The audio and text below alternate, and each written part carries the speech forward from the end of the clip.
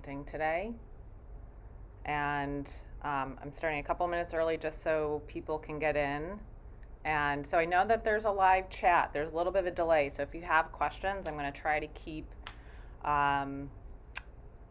track of those, but my answers might be slightly delayed. So I'm just going to kind of go on my spiel and get some painting done. So today I'm going to be working on a color study, and a color study is basically a small painting that I do in advance. So I do a preliminary drawing, then I do a color study, and then I do the big painting. So you're probably like, why are you going to do like a little painting before you do a big painting? Well, the color study actually is extremely informative for multiple reasons. If you're working from life, it helps for you to understand the compression that you're going to experience in real life. So, you know, we can't actually recreate everything we see in life and put it on our canvas. So the color study actually allows us to see the limitations of our paint, and that's really important. So we can see what our painting is going to end up like.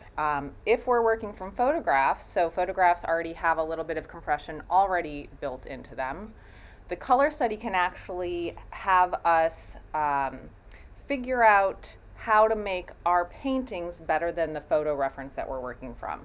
So I work from both life and photo reference, and working from photo reference to me is actually kind of a challenge because I do feel like it flattens information and someone's already made decisions for me. So I've worked from life enough that I feel that taking information from a photograph, I know how to modify it slightly so that it looks better than the original photograph. So that's where the color study is going to allow for me to explore what those changes are going to be. I also have a couple other examples. So this is one, they're blocky, they're small. This is a study of a Nelson Shanks painting that was a lot of fun to do. He's one of my favorite artists when it comes to color. This was done for my master copy class, the Magic of Indirect Painting, that was done last term. I'm actually doing a commission right now, which involves landscape. Now, I am not a landscape painter, and so I'm doing a lot of working from photo reference, photos I took, photos I sourced. But what was really important to me was making sure that the colors felt true to what we experience in real life. So I actually went and did a bunch of little studies out in the wild, and I'm using these to ensure that the colors that I work on in my studio are actually in line with what I was seeing in real life. So that helps for me to map on the right colors and values. This painting's actually, this color study is one that I'm doing where there's certain elements that are different from my actual setup in real life. Okay, so this is, this type of information's in real life, this information's in real life, but all of this is invented, and these are invented. So I wanted to discover what I wanted the painting to look like in the end. So again, this is preparation, it's information gathering. I highly recommend doing color studies. I don't like to just figure out stuff on the canvas. I like to be, I'd like to be a little bit more prepared. So when I get to the painting the big one, it's more fun because really I've done a lot of the heavy lifting in the color study. So just to give you an idea of what my tools are I'm using today are my preferred brushes, especially for color studies, and for the majority of my painting are Trekell's Spectrum Brights. So these are, they're flats, but they're actually brights, which means they're the shorter hairs. I use a wide variety of these for different sizes. I try to use the largest brush for the job that I'm doing, but this is pretty much my standard for the color studies. You can see they're pretty blocky here.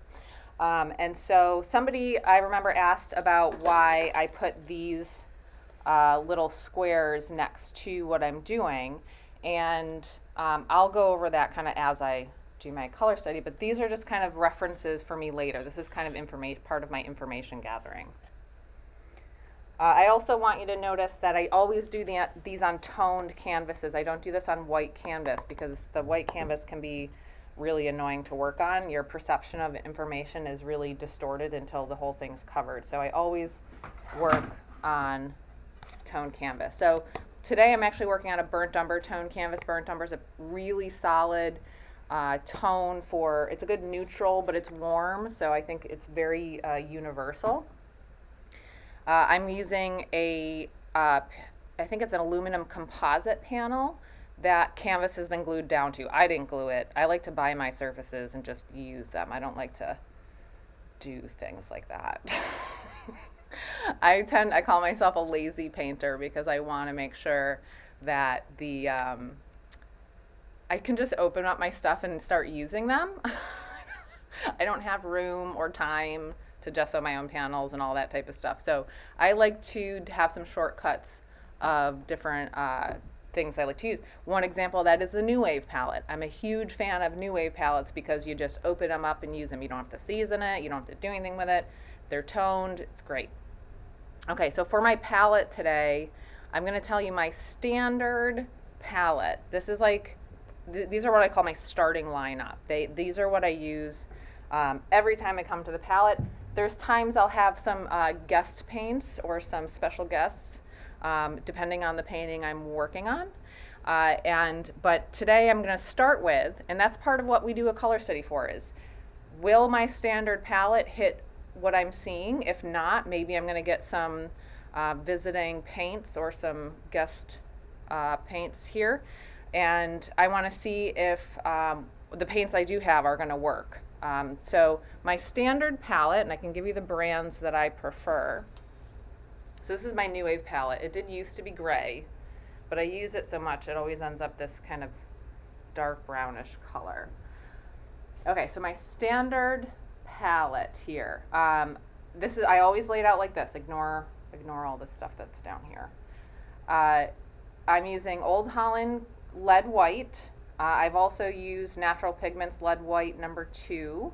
I use lead white. I have tried titanium, not a huge fan. I will use titanium for alla prima work or landscape work where I'm just trying to cover it all at once. Next I have Winsor Newton's Cad Yellow Pale. When I first started painting, I just totally did completely Winsor Newton because I didn't have anything. So I had to buy a whole set. I just went straight up Winsor Newton because somebody recommended that. I still have a few of those Winsor Newtons still on my palette. So Cad Yellow Pale. Then I have Natural Pigments Yellow Ochre, Blue Ridge Yellow Ochre. This is a wonderful color. I also like RGH's Yellow Ochre, but they're more chromatic. They're more colorful. Michael Harding's Raw Umber. Holbein's Cad Red Light. I have found that Michael Harding's Cad Red Light acts pretty much exactly the same. Winsor Newton's Alizarin Crimson Permanent. Make sure you get the permanent. Don't get the regular one because it's going to gray down. You want to make sure you get Alizarin Crimson Permanent. Then we have Michael Harding's Burnt Umber. This paint is, I think, the one I use the most. I use it to tone. I use it to help things dry quickly. This is a general all-around great paint. So notice I have yellows, reds, and then blues. So here we have Cobalt Turquoise by Vasari. This is my favorite color. Vasari has, I think this is the most chromatic blue that you can get. This is so beautiful. It's very intense, but it's a staple on my palette, and those of you who've seen my paintings up close can actually see evidence of it right away. This is a little bit of an oily paint. You can tell it's like starting to drip down. This is Natural Pigments Ultramarine Blue Green shade. I also recommend the Winsor Newton Ultramarine Blue shade. This has a little bit of extra oil in it, so you can see it's kind of starting to drip down, so I gotta be careful about that. Oh, I just got paint all over myself. Anyways. And then we have Michael Harding's Ivory Black here. So the Ivory Black is a blue. So that's my typical starting lineup for my palette. And then what I'm doing here below the starting lineup is I actually have a suspicion ahead of time that I'm going to add some burnt sienna to my palette. So burnt sienna is like the yellow ochre of reds. It's kind of like a mid-chroma, mid-value red, kind of earthy.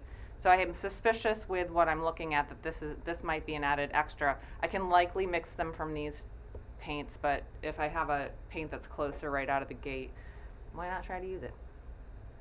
So below this, what I'm doing is I'm actually starting, whenever I come to the canvas, I start by doing what I call like pre-mixes or shortcuts.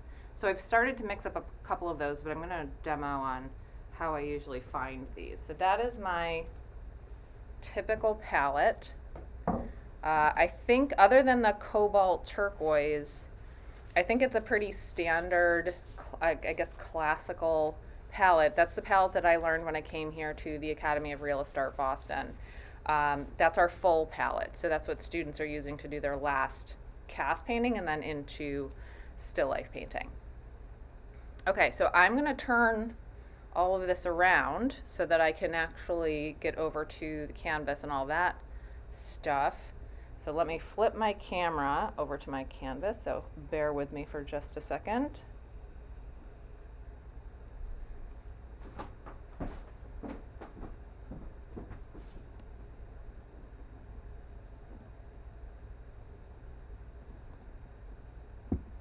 Whoa, sorry about that.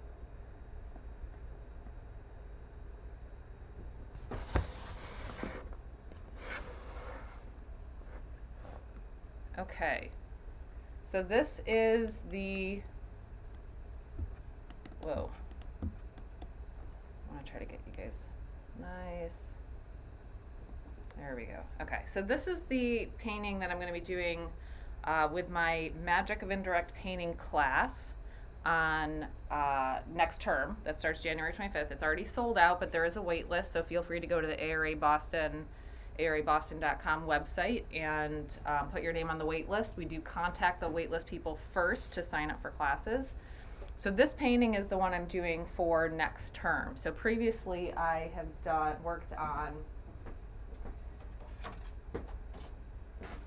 I've done a couple semesters where we worked on the Jerome Seder. So this is the latest one that I still have a little bit of work to do left on. We have a couple classes left. But I decided to switch it up because I'm tired of painting the same thing more than once. So I'm going to be moving on to Jerome's Pelt Merchant. That's who this is. It's a close-up, meaning it's a crop. So there's actually like a whole other part of this painting. But I found this really great image, and we're going to be working from this. So our students, when in this class, are going to be doing a color study for this. So I decided that it would be good to do this one because I normally record it. I normally record most of my stuff for my classes. My YouTube channel, I try to put a lot of stuff up that is kind of open access, and it's really low production value, but sometimes useful. So this way I can record it and talk through it. It's going to be real time, so it's going to be very, very slow. But one of the things that it's a real takeaway for most of my classes is slow down. The slower we are at the beginning, the slower we are at gathering information, the faster it all goes.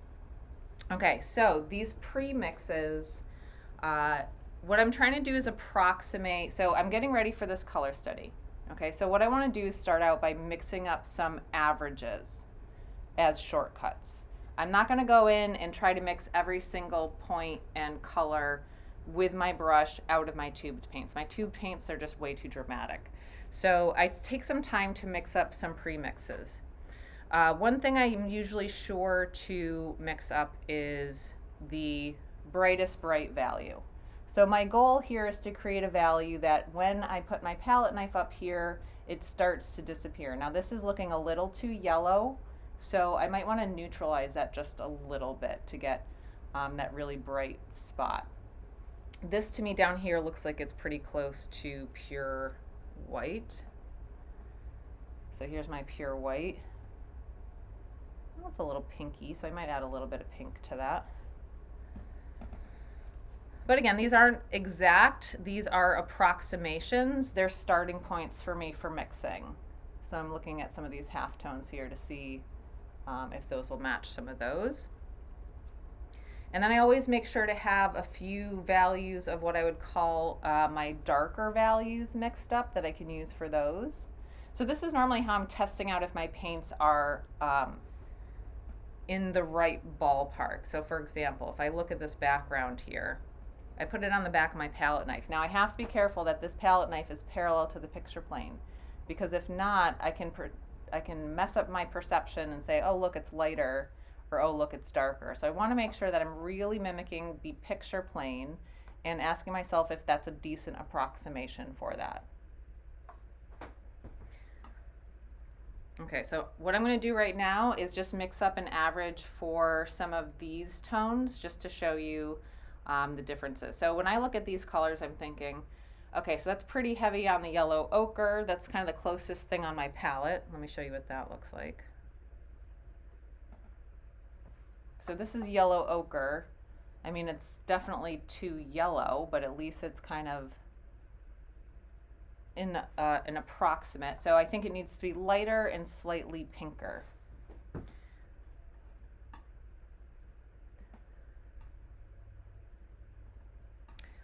If you don't have a really great color mixing strategy, I do have color boot camps workshops going on every so often. Right now I have one that's open. The one through ARA Boston is currently sold out. You can put your name on the wait list for that, or I believe there's one at Wethersfield Academy coming up in January as well. Okay, so again, I'm mimicking the picture plane. This is nice for when I'm working from the flat.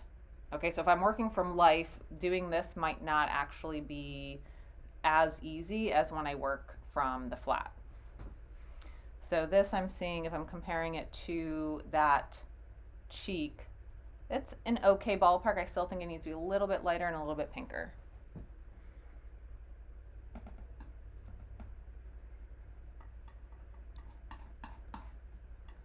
It is important to have a good color mixing strategy, and I do believe that having an understanding of color space is, while it seems very technical and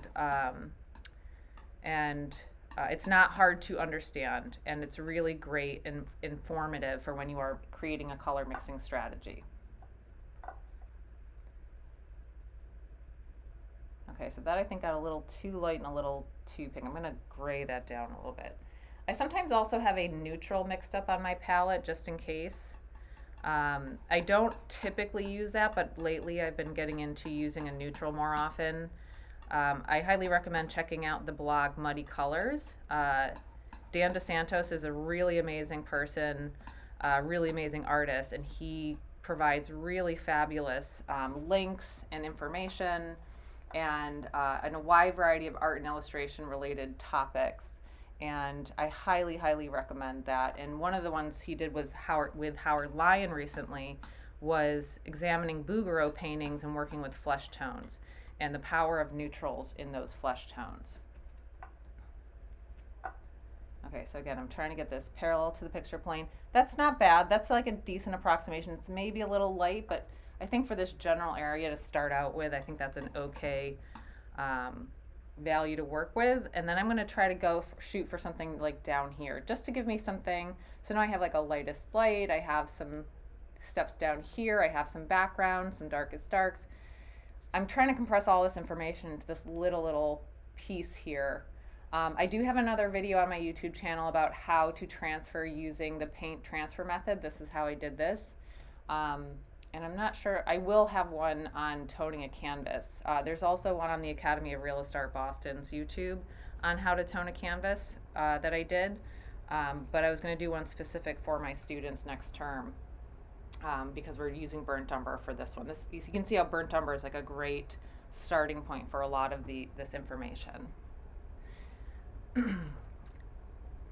And I just saw that Catherine was asking to see my palette. Earlier on in this video, I did show the palette that I'm working on. I will periodically, while I'm working on this, try to show you my palette and how I work off these premixes. So in the middle of this, if there's a point at which people are curious as to what I'm doing with these premixes and starting points, I can show you. But really, I'm mostly working out of my premixes and making adjustments off of those. So this is like, some background information, some darkest darks. That's that color I just mixed up, and some of those turban colors. So these are all theories. I don't know for sure until I get them down on the canvas. Okay, I don't really know for sure if they're perfect.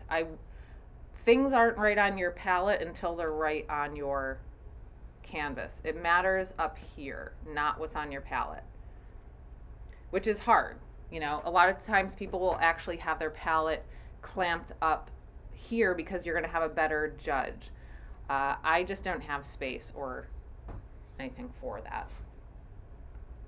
Okay, so the process of doing a color study, it's not just like, let's just throw a bunch of paint down and see what happens. Now, you can do that. That is a thing you can do. But I like to be a little bit more thoughtful about that, or efficient. So, to me, I think efficiency is extremely important. So the first thing I like to do, or not like to do, the first thing whenever I'm teaching this stuff, the first thing that you do when you start a color study is you want to find out what your limitations are. So your limitations on here are how light your paint can get and how dark your paint can get. That's the limitation. So what we want to do is, if we put our bookends down, it allows for us to see how all the relationships have to then fit, not literally inside, but figuratively inside those bookends, right? So if our lightest light is going to be here, and I place those down, and then I take my darkest darks and I place those down, all the values have to be lighter than this. All the values has to be darker than this. So I'm able to play around. Now, the things I put down in relation, what I'm going to do is, that's called keying the painting. So keying the painting, or keying the study, means putting in your darkest dark and your lightest light. So that, just those two notes, putting those down, keys your painting. And so once we've keyed, what we want to do is work off of those keys. We want to build relationships off of those known unchanging things. Okay, so that's really what I'm going to be doing here. I'm never really just placing paint all over the place. I'm trying to place it in relationship to known unchanging qualities, which are the lightest lights and the darkest darks. So that's what I'm going to be doing today and throughout this whole process. I hope to finish this all in one go. And Emily is asking, yes, I believe this is being recorded. So when I do a live, I believe that YouTube records it, and it will be on YouTube later. So that's, I think, this is the first time I have done this on YouTube. Normally I'll do this on Instagram or Facebook, but I wanted it to be available after the fact and also on my channel. that's what I'm, in theory, I think it's being recorded. Okay, so the first thing I'm going to do is key. Now, my goal here for application is opaque statements. I don't want to put paint down too thinly because it's going to be transparency, and I'll demonstrate what that looks like. Okay, so I'm going to start with maybe a 6 because I want to get some, maybe that's too small. I want to start with maybe slightly larger. Do I have an 8? Where are all my 8s? Where are my 8s at? Okay, why don't I have any 8s? Ooh, is this an 8? Oh, it's a 6. All right, I'll just use, I'm gonna use, yeah, I'll use a 6 to start. Okay. So the 6 is, I think, big enough for me to make some pretty decent sized things. If I wanted to go up a size, I actually, you know what, no, that's a lie. I'm gonna use a 10 because I feel like that's enough to make larger statements and bigger statements. So I'm going to probably feel out some of my 10s for the larger swaths of paint. I want to make sure I'm a little bit overly generous with those brights and in our opacity for the darks, because our darks tend to be slightly more transparent in general. I am going to be kind of globbing on the paint, meaning I need full opacity to make a statement. Okay. And then somebody's asking about how I decide to tone my canvas. I usually let the image dictate what I'm going to be toning it with. So what I see is a lot of transparency through some of the fur, and his skin tones are all very warm. And I feel like I could almost see this coming through some of that paint. So that's why I chose burnt umber for this one. I think burnt umber is a good solid general neutral. But you know, something else I could possibly do with this is more of a greenish tone to let some of the, you know, greener browns be affected by this. Because when I do the big painting, I may use transparency, I may use opaque paint depending on the area. I might use different strategies. But in general, my color study is all opaque. I'm just trying to get information gathering about the values and the colors I'm seeing in the overall piece here. Okay, so let's get started. Let's put some paint on the canvas. So I have mixed up here what I think is one of my darkest dark areas. This is I wouldn't call this pure black. I actually mixed up a little bit of blue into this as well. So I'm going to start with some of those values.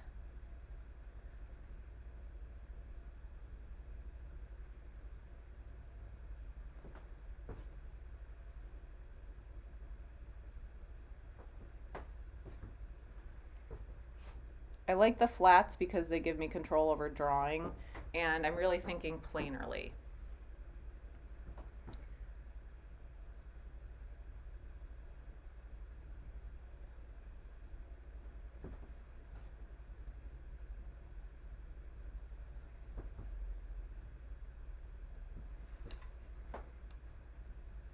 I'm not too worried about the drawing here. I'm mostly just worried about getting those values down.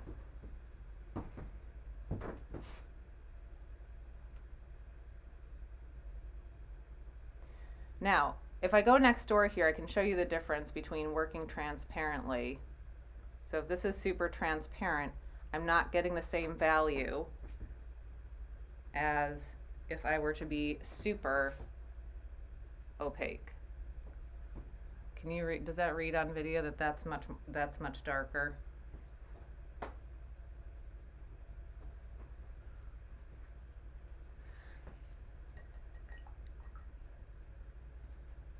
Okay, now I'm going to put a value down for my lightest lights. Now, if you're working with lead white can be lead white is much more transparent than titanium white. So this is, you're gonna really have to work with some volume of paint here.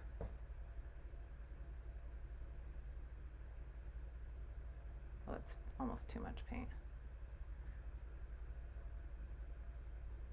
So I think it's much more obvious if I'm too thin with the white. I'll put that off to the side. So if I'm too thin with the white,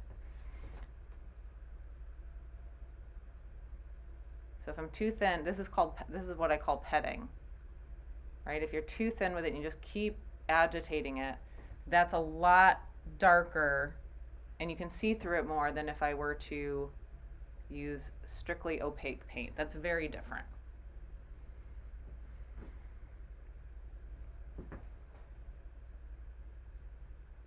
So I just want to place that paint. Sometimes I find that if you're coming at it and using it like a squeegee, it's very easy to go through the paint in a way. Okay, so I have my painting keyed. This is not pure white. This is pure white with a tiny little bit of cad yellow pale in it. I almost feel like that could get even brighter with another pass on it, but I'm just gonna like leave it for now. Okay, so now what I'm gonna do is try to work off of those keys. So usually when I start a painting, and especially when I'm painting live, I get stressed out. So what I wanna do is start in kind of a low maintenance area, or like a low pressure area. So I'm gonna like just try out some of that background to see if I can. So right now I've used two brushes, the lightest light and darkest dark brushes.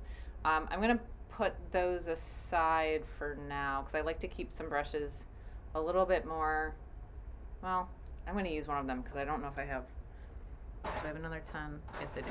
Okay.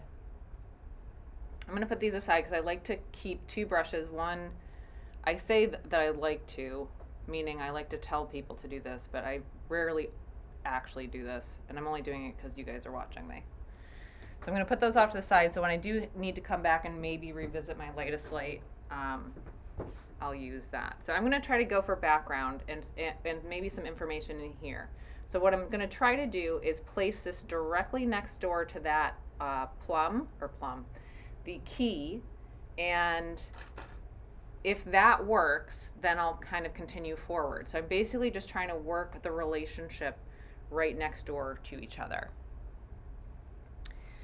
For the darks, I did not use just strictly ivory black. It's ivory black. One of them is mixed with a little bit of blue and possibly a little bit of cad red light, just to like bring up the value a little bit. I don't think it's true black. I mean, you can. That's the thing about working from pictures, is you're kind of not restricted to what you're seeing. You know, if you want to max out your values, you can't. That's what you're doing. You're changing the compression of this information to this information. So you could choose to make this super black, ivory black. You just need to make sure that the relationships with the neighboring information works with it. Okay, so now I'm going to try to place in some of that background and see what I pre-mixed for my background to see if that's going to work. Now I'm not leaving any canvas showing, and what I'm trying to do is make sure this relationship works with that relationship.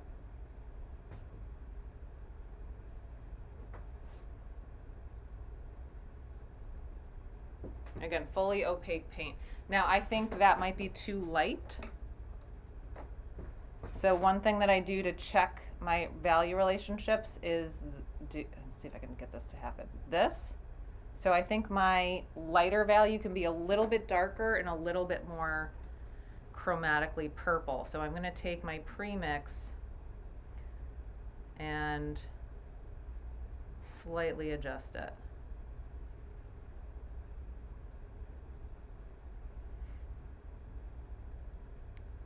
Now, I warned many of you this is going to be slow. I'm a slow painter. So I'm going to actually try to mix on the canvas. I'm just trying to go over what I had and mix into here.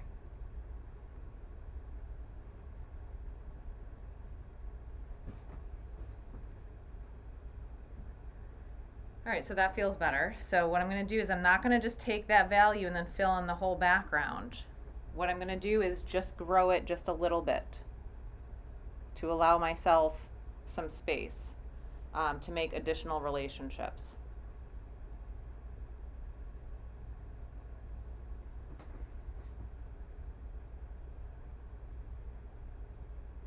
Now what usually happens is someone's like, ooh, I like that, and then they just fill the whole thing in. Well, things change over space, but you won't really know if they do until you start to build the relationships kind of next door to each other.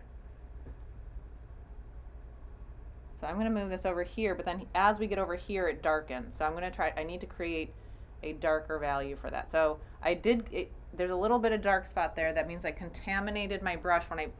When I pulled this over like this, I picked up some wet paint and I contaminated it. So I want to get rid of that. All right, so now I want to create this like darker value over here. I'm going to take that mixed up new value that I have. So I'm just going to give it that space, and then I'm just going to have a darker piece underneath here. So what I want to do is actually I'm going to take this and this, and I'm going to mix them together just to see what happens.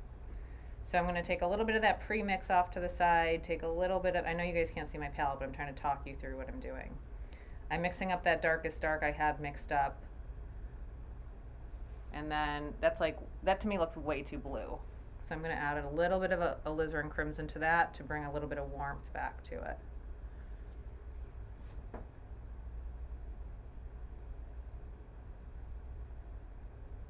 Now what I want to ask myself is, how does this feel both next to the darkest dark, and how does that feel next to that value that I have for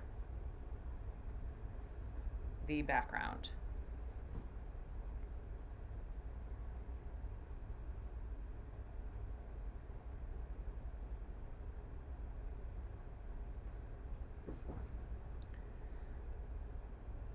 So I think there actually needs to be another step in between here. I think this actually isn't too bad, the darker areas, but there needs to be another step. So what I want to do is either slightly lighten a stage in between, or darken slightly right outside of it.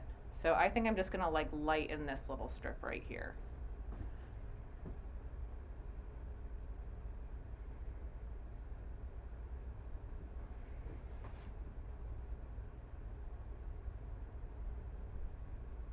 So because I'm mixing on the canvas, I know that there's going to be a little bit of I have to overcompensate a little bit.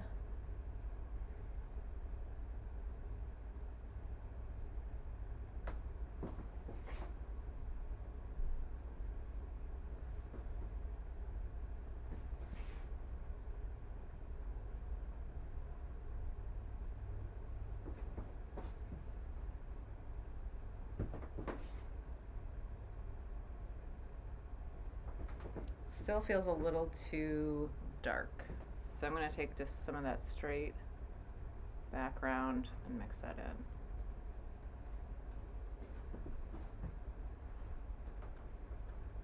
All right, that's not bad. So I could be wrong about some of this. I won't really know. These are just my first marks, my first hypotheses about the color relationships. When I start to fill in more of these relationships, you're going to find that your initial marks may have been off a little bit, and that's okay. Being an artist is not about being perfect from the start. A lot of what I try to encourage my students is to realize that as a painter, our goal is to learn how to fix our mistakes, or fix things that we have to try, see what needs changing, and then make a change. That is what we're learning to do. We're learning to see, we're learning to train our eyes, and we're learning to make assessments, because our goal isn't to be perfect right out of the gate. You're going to end up being more accurate and more correct when you start with more experience, but you're never going to be perfect right out of the gate. I mean, some people, I think, have a easier time with that. I definitely do not. So a lot of this is going to be slightly adjusted as I go. But what I can do is be a slightly more confident about my information, because I'm working off of these things and making sure that I'm working off of keys rather than just arbitrarily putting them out in the middle of nowhere. Our perception of information is really contaminated when you think about what we're looking at is actually we can be deceived. There can be illusions. This looks very cold because it's surrounded by warm things. So that can actually change our perception. But once we get the rest filled in, you may find that your perception that these are too warm. You never know. So you don't know until you get more information down. So I'm going to use a little bit of a larger brush to kind of move upwards. I don't want to do too much difficult, heavy lifting work with a small brush. I feel like larger brushes give you better application. I'm just using straight paint. I'm not using any extra medium.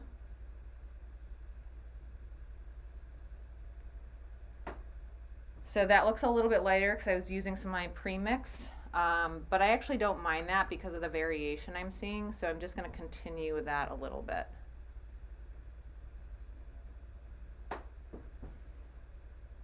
Okay, so let's move into that ear. So I have a premix mixed up for kind of a dark warm red. So let's see what that looks like.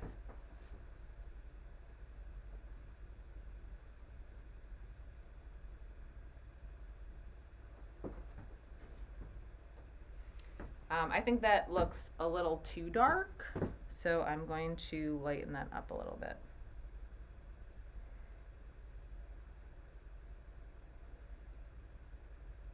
And I'm using, so my pre-mix was Ivory Black with Cad Red Light.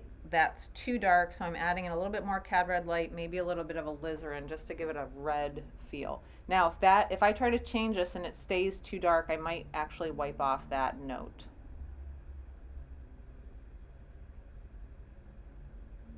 All right, so that feels better. So I'm gonna, it's important to have enough paint on your brush for this. And I'm trying to stay simple. I'm trying not to get too detailed. So I'm kind of summarizing. Right now I'm just summarizing that whole ear with this red color. But I may go in and do those few lighter notes at some point.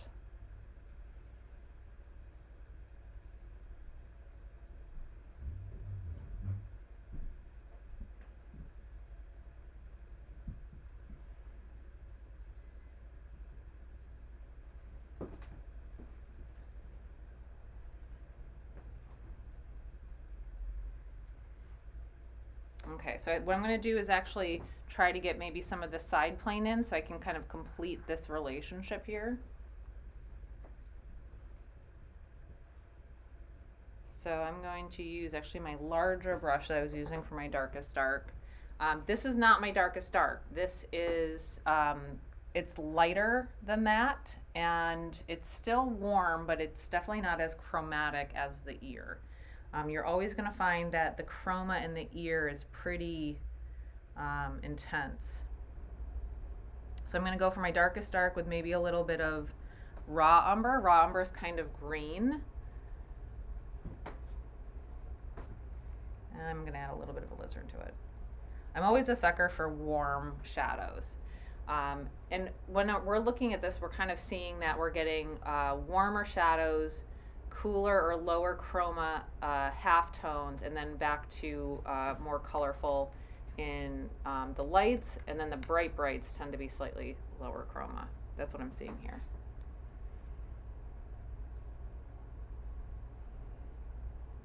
So I want to make sure I get right up to that background. Now, raw umber tends to be somewhat transparent as well as alizarin, so I'm going to be fighting the fact that this is kind of transparent.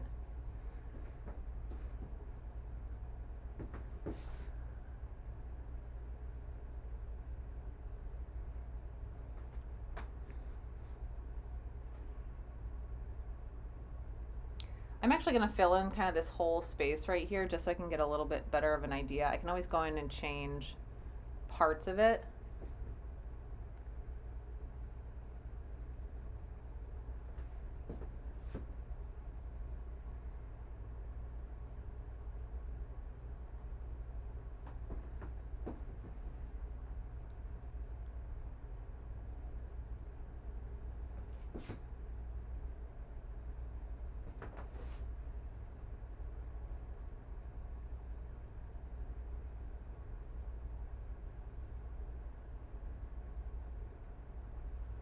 This is too transparent. See, the more transparent I get, the warmer it gets because I'm getting that transparency. So I may need to be a little bit heavier with the paint application here.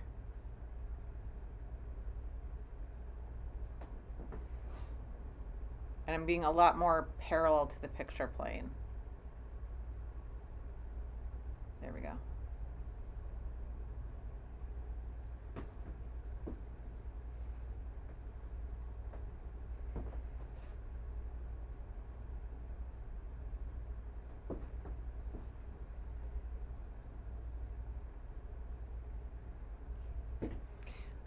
Guys asking if I'm using liquid. No, I do not use liquid. The only things I ever add to my paint when I paint is when I tone a canvas in my first pass of paint, I may use solvent. I definitely use solvent when I tone, which is Gamsol or odorless mineral spirits. And the only other thing that I ever add to my paint is linseed oil. I don't use any concoctions or different mediums. I only use linseed oil. And right now I'm not even using linseed oil. I'm just using straight paint. I find that that's better because the more medium you add to your paint, the more transparent it's going to be, and I don't want transparency for this.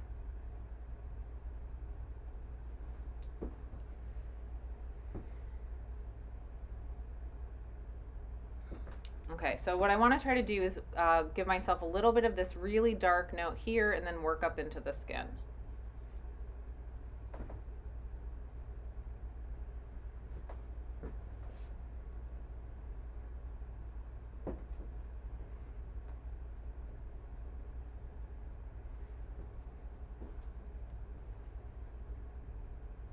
I may have made that a little too dark, but we'll see.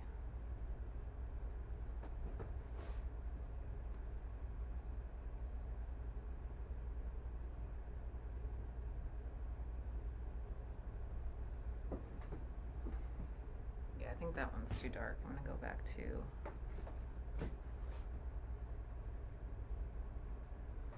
Some of the subtleties might not show up on the feed, but we'll see. I can always zoom in. If you ever want me to zoom in, just let me know. All right, well, I'm going to try... I have a theory. I wonder if this will work here. That's too dark. So I go back and just slightly adjust my mixture to be a little bit lighter.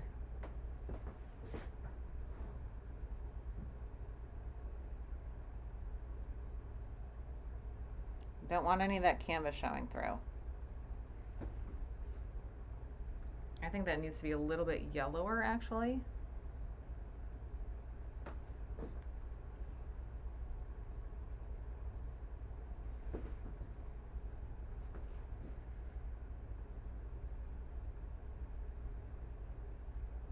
So what I'm finding is my pre-mix that I had for those dark reds, those dark chromatic reds, is way too dark.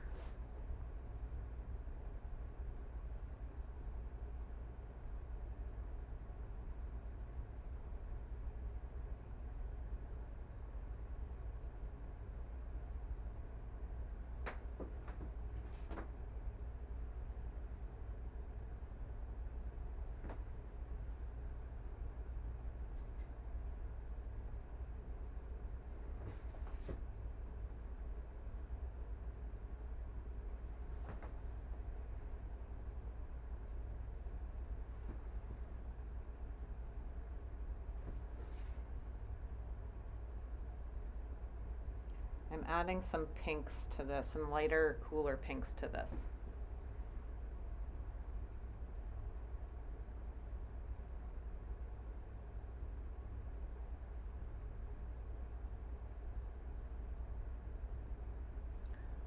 And I actually think now I'm feeling like my darkest dark right there is actually shouldn't be that dark. So what I'm actually going to do is I'm going to take a clean brush because I'm worried about how much paint I have down there. Actually, what I can do is there's this thing called a Kemper wipeout tool. So I'm actually going to use this just to like remove some of that right there so I can put a new piece of paint down. I added, in order to lighten the one I was just talking about, I added a little bit of alizarin crimson mixed with white, just a tiny, tiny bit.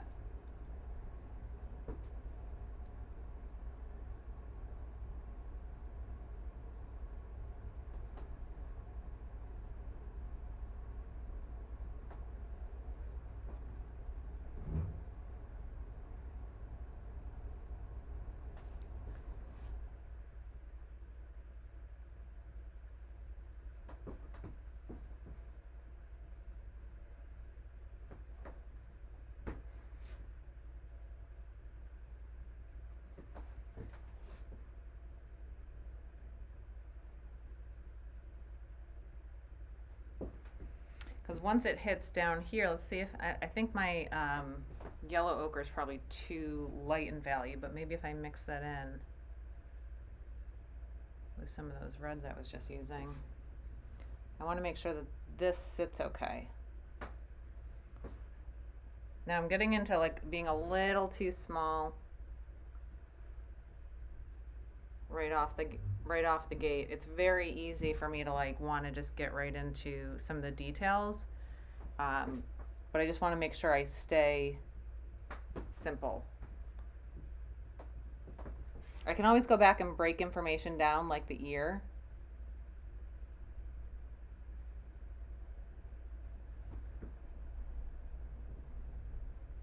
But I'm trying to make small changes here.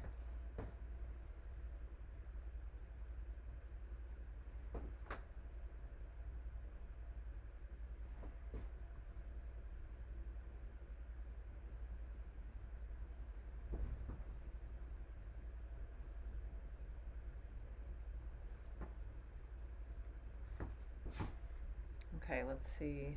Maybe I can do, maybe this will help. Oh.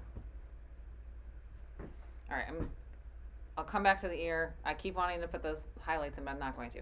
Okay, let's maybe start working into the turban a little bit. So I had kind of a theory pre-mix for down here, but we'll see if it works.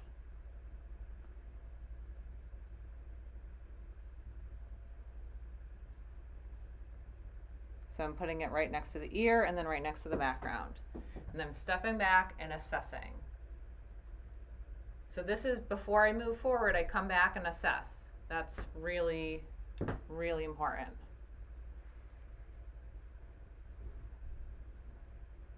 I mean, it's not bad. I'm going to put a little bit more down and see if I continue to like what I've done.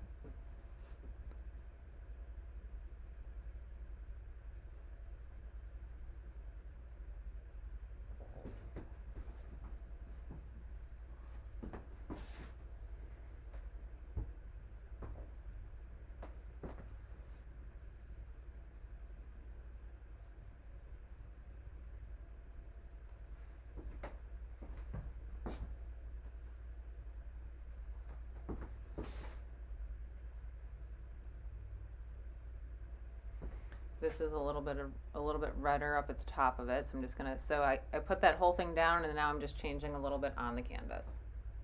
I actually feel like that reflected light from the background color is actually affecting right around the edge. So I'm taking some of this background color and I'm just going to work it into the paint I put down, which right there is not having too much of an effect, but let me try that again.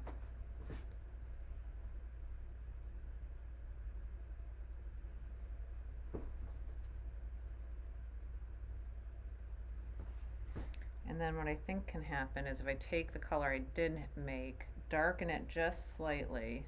Whoops.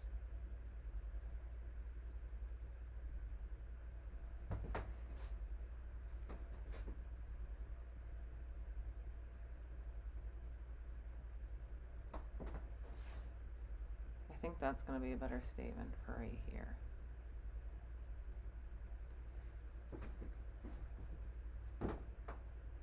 We want to make sure that reads as a shadow value.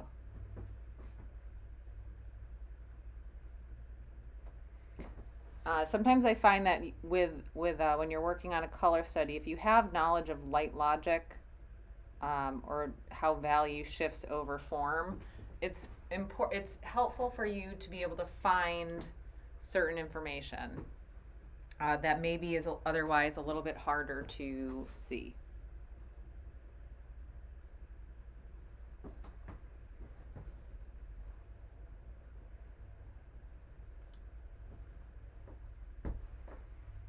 Okay, so I want to get into that side plane of the forehead. Let's see. So that is, let's see, I don't really have a good, so it's kind of related to this. So what I'm going to try to do is maybe make what I made here, but darken it. So I'm going to take some of that off to the side. Add a little bit of that maybe darker red that I thought was going to work, but didn't.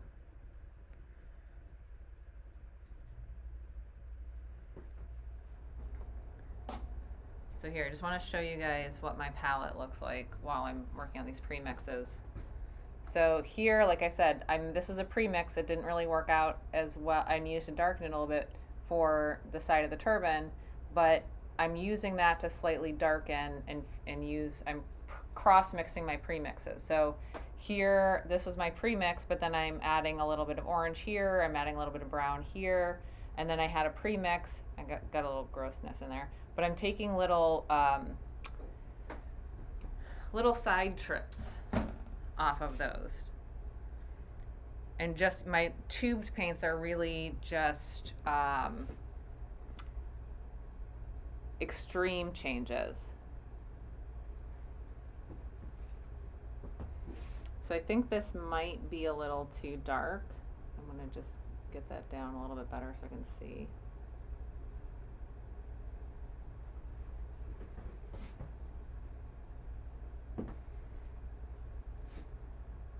It's a little too dark, so I'm going to pull back in a little bit of that turban shadow color.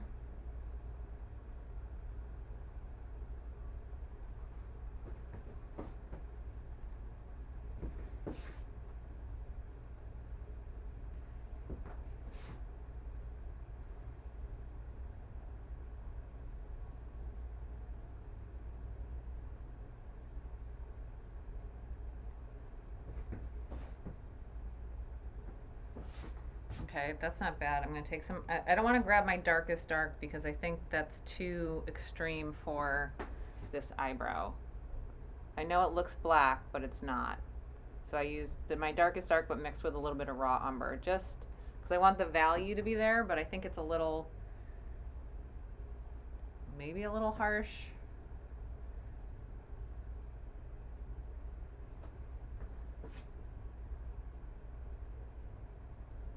He's got some big old eyebrows.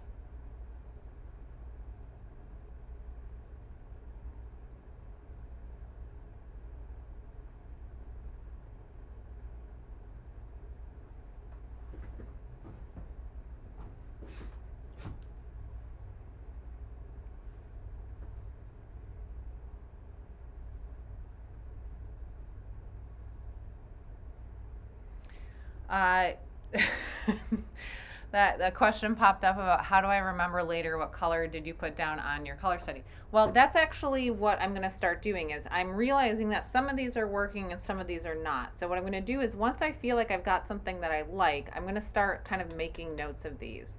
And so the beauty of this, and even having it on my color study, is I can go back and color match to this paint again. So if I'm like, yeah, that was a really good color to start with, then I kind of know what to start with mixing.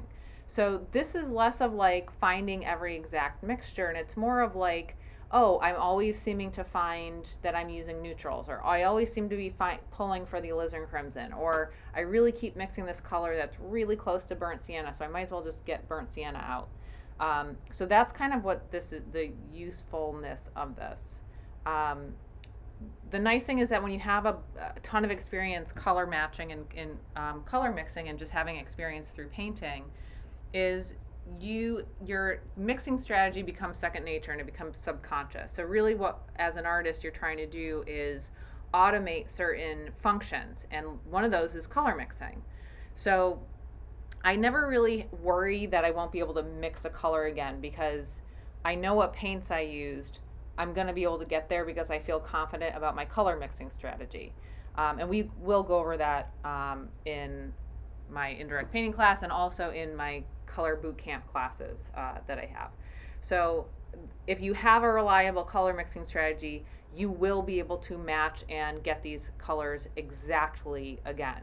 So that's part of what we're doing here, but I also put these little boxes. So like right now I'm finding that this background color was a really good starting point for the background. So I'm just gonna make note of that and just making sure I put like an opaque note down for that.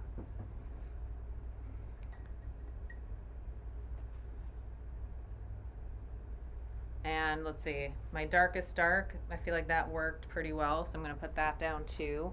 And I like to put them down next to each other so they relate to each other. And what you're going to find is sometimes as I go, so like maybe I'll like start to work over here and then end up over here, and I'll find that a lot of these have a similar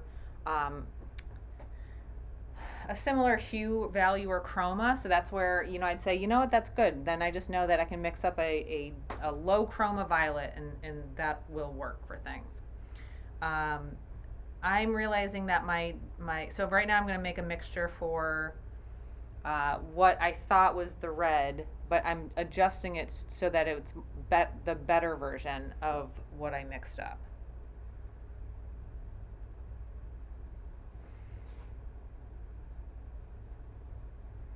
So if I ever need to come back and match some of these colors. I'm like, oh, that was a really good color. That's what I do those little squares for. But I also have the color study to do that with.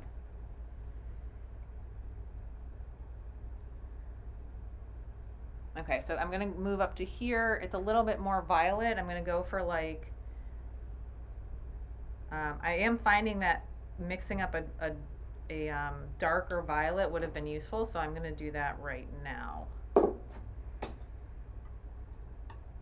And by violet, I mean alizarin, crimson, and ultramarine blue. I find that that's a pretty solid go-to mixture, but I neutralize it by adding a little bit of a neutral. And neutral, and by neutral I mean a neutral for us is, there are perfect neutrals that you can buy, but they are made with titanium, and I work with lead white. So when I mix up a neutral, I mix up my own neutral, and that will be raw umber and black mixed together, usually heavier on the raw umber than the black, because black is a little bit stronger. So that would be my suggestion for, you know, just having a neutral mixed up. I usually have a neutral mixed up and then like the neutral mixed with white. Okay, so I want to put this down, and so it just hits that. Oh,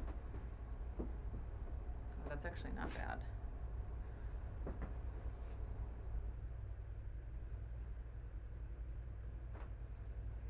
All right, so I want to pull up some of that background, so I'm going to use my larger brush here. I'm actually going to pull a little bit of that purpley value. Now, I'm going to vary, my white is pretty dense, so I am adding a tiny, tiny bit of oil to it, just because I did turn up the heat because I'm always cold. So heat makes your paint dry faster.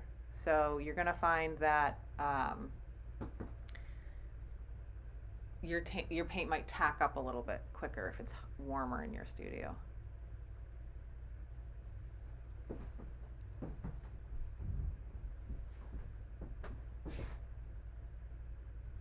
So again, thinking about that relationship, thinking about this relationship, making sure I feel good about things. I think that's too chromatic. I might just dim the value just a little bit. If you're looking to find more of my work, someone was just asking that in the chat. My website is juliebcreative.com, and on Instagram and Facebook, most of my handles are Julie B Creative. It's just the letter B as in boy. Julie B Creative. JulieBeck.com was taken. So Julie B Creative is my username. I think both on Facebook and Instagram. I do a lot of Instagram lives every so often where I'm just casually painting. This is a little bit more formal and structured, but I do use Instagram a lot for just posting progress pictures and general art stuff.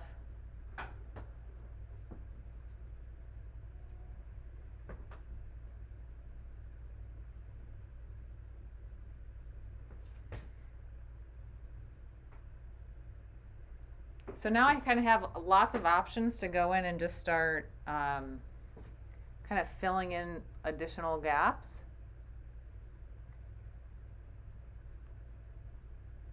I do want to be thinking about form and value and how it relates to form when I'm doing this. So meaning that if I know conscientiously that a form would be turning, for example, the sphere of the eye, I want to make sure that I create two different values, one for the front plane and then one for the side plane.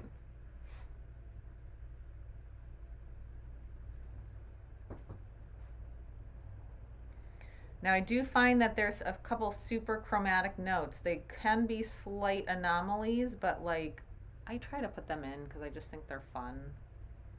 Like for example, like at the peak of the eyebrow, there's kind of like this nice chromatic green note in my opinion. I think that's too light in value, but if I mix it in there.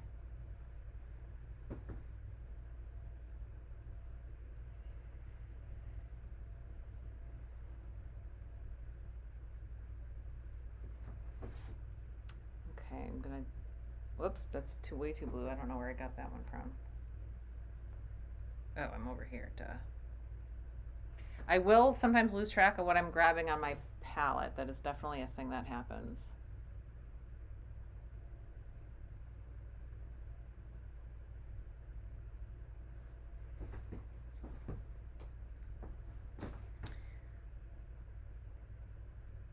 I think I'm too dark through here. So it's very easy to get too dark.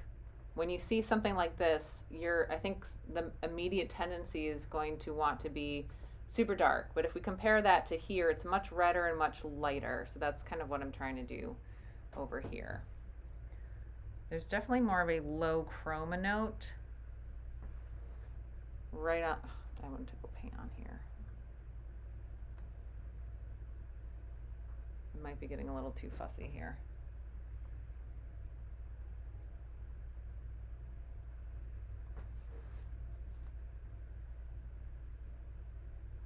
So I'm trying to bridge that information.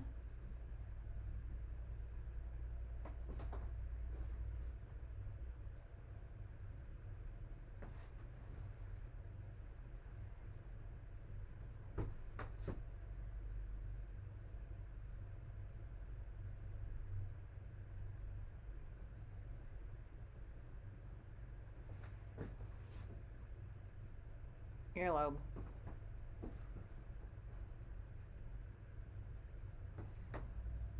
Okay, let's move. Moving on.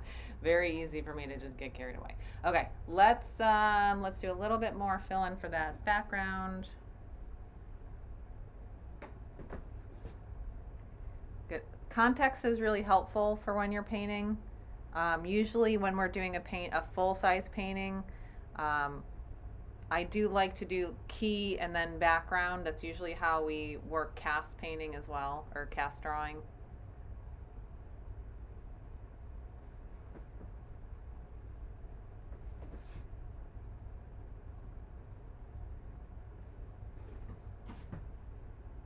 Now I do feel like it gets a little bit lighter towards the top here, so I'm gonna grab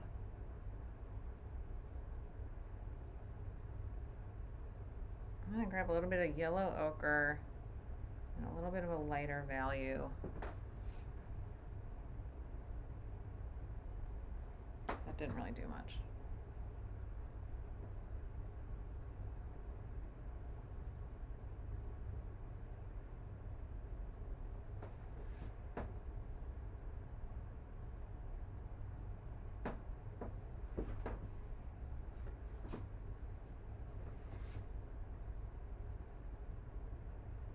I think that's making it too yellow.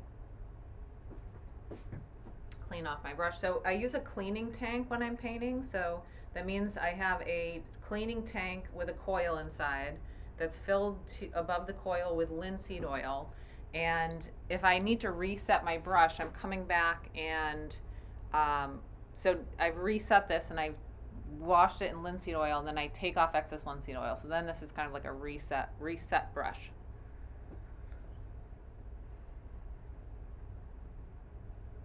Okay, let's go into that turban. I need something a little bit.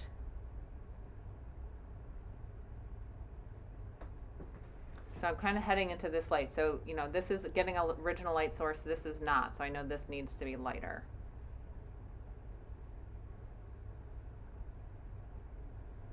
I need to bring some of that shadow up a little bit more.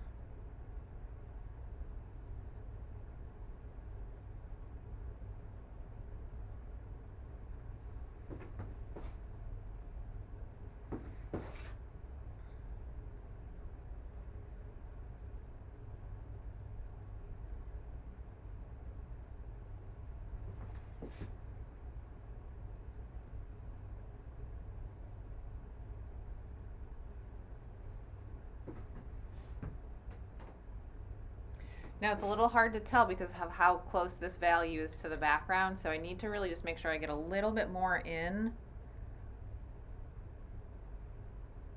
A little bit more context in, so I'm going to try to do a little something just to give it some context.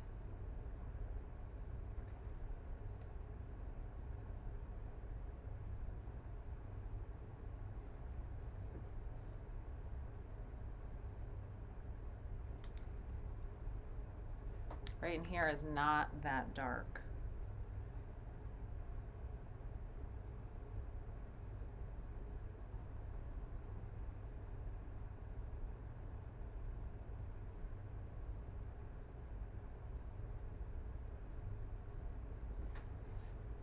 Let's go here.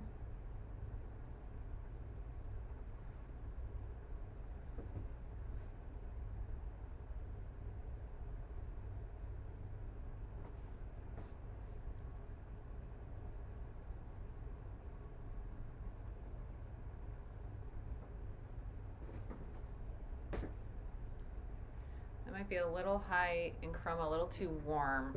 So I'm going to take some of my neutral.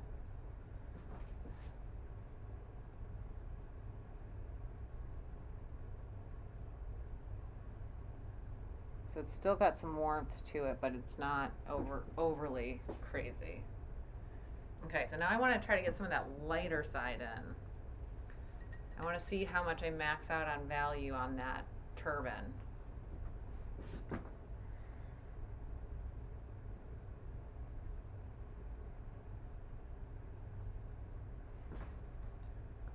Too light.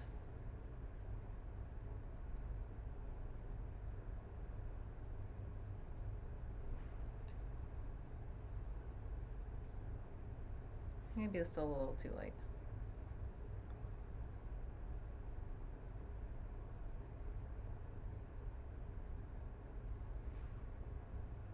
This is my very scientific way of doing things. All right, this is, I think, approximately okay.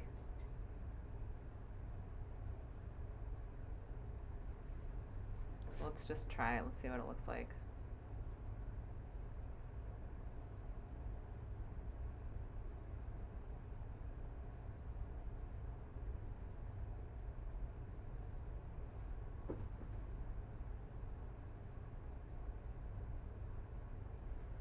All right, not bad.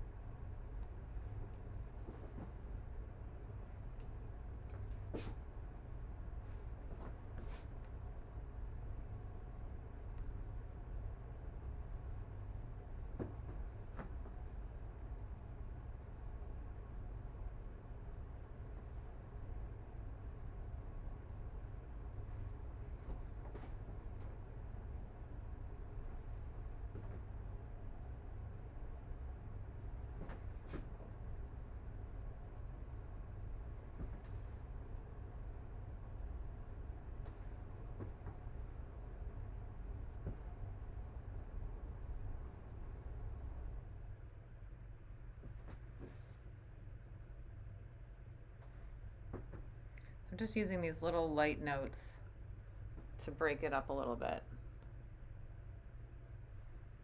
So I can see. So now it's much more like chromatically yellow as it goes down. So I'm going to try to get that to happen.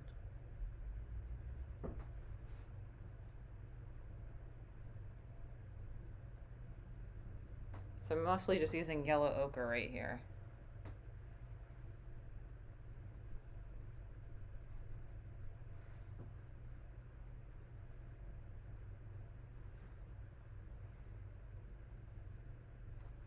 Too light. I need some of that purple back.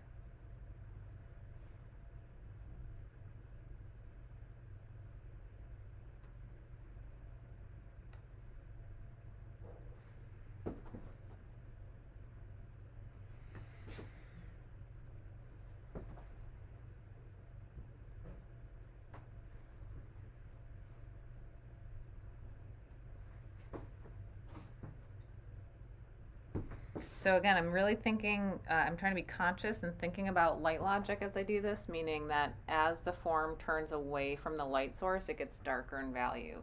So my priority is when I'm stepping back and I'm squinting down, I'm getting the same visual experience of the form turning that Jerome has done. So this painting is not a final painting. This is just the study. So Martha's asking if I would go on to doing changes on top of this. Now, I would not be doing scumbling and glazing changes to this. If I'm going to make changes to this, it's going to be additional opaque paint. I can often let this dry, and that will create, that'll give me an opportunity to make adjustments on top of what we're doing here. So I want to be using opaque paint for that.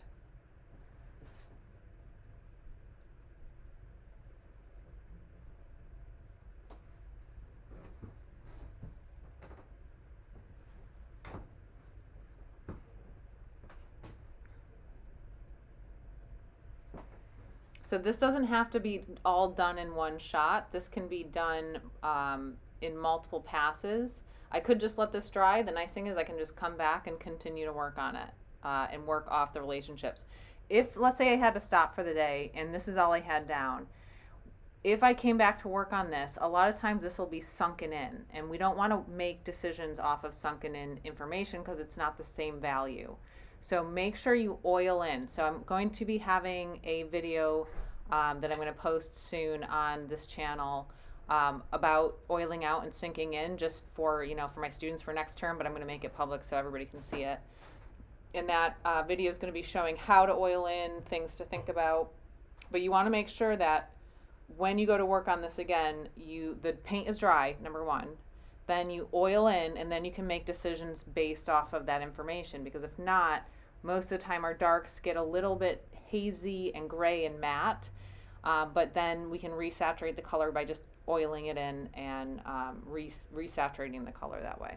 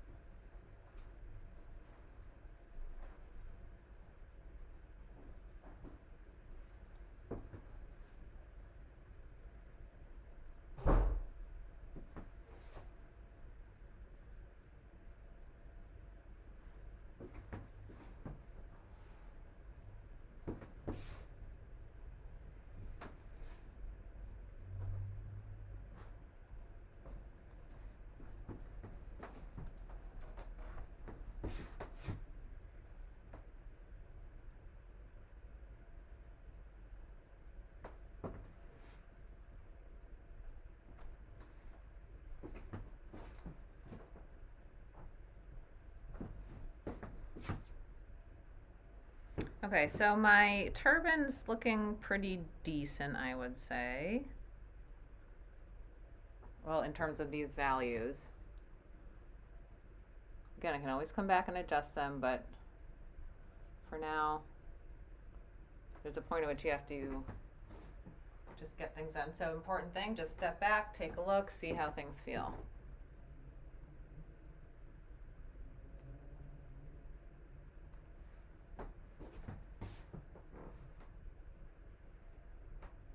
Okay, so let's move up into here so we have a nice kind of contained area.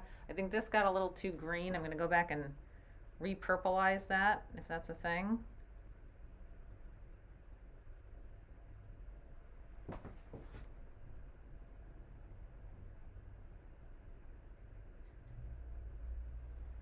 should use my larger brush for that.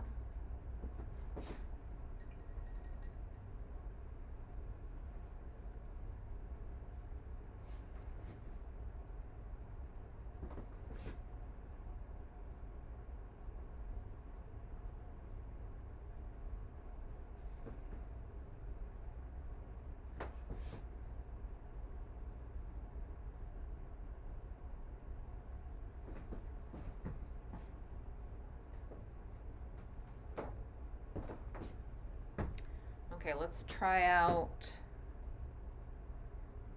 some of our shadow values up here.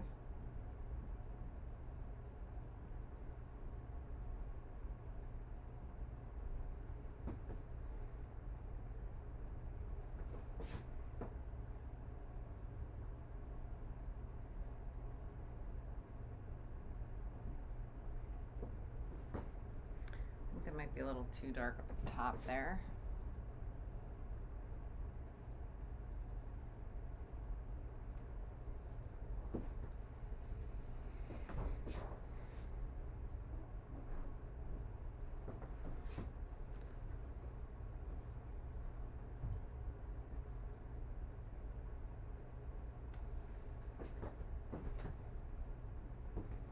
Okay, so let's see how this guy does.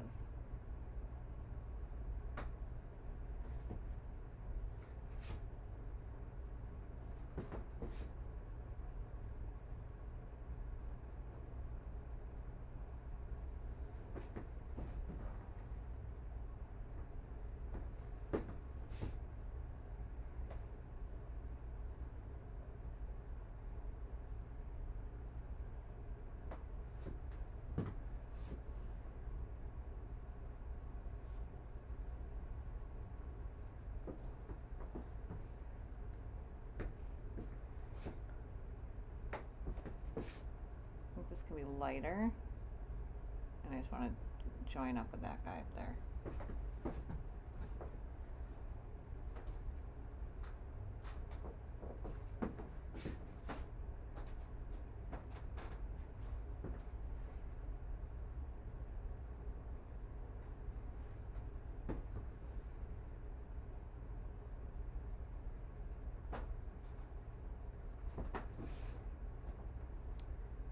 This is a difficult little area because it keeps bouncing back and forth between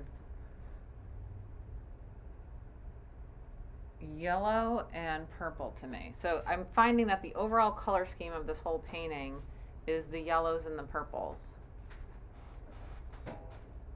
So that's something to take note of, with kind of a secondary orangey red.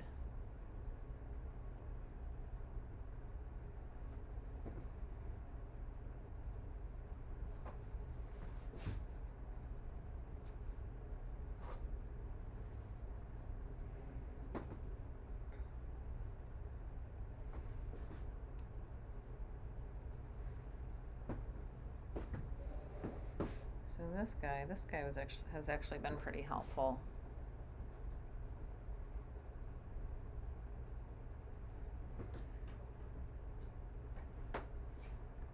So it looks pretty low chroma, but on my palette that looks pretty orangey yellow.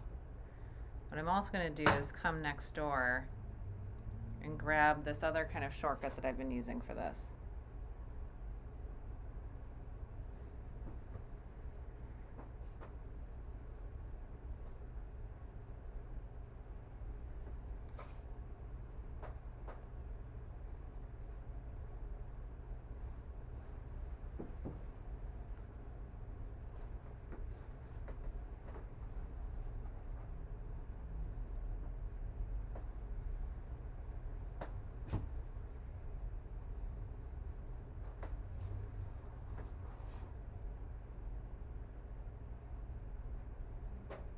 I'm adding a little bit of pink up there. I just feel like I see a little bit of pink up there.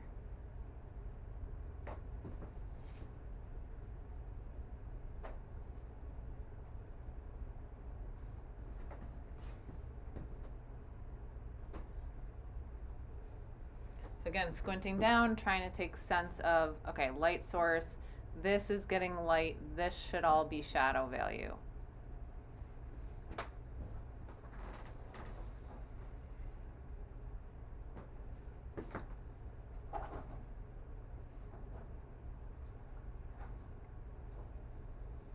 Okay, let's maybe get into that forehead. That looks like a fun, and by fun I mean not fun area.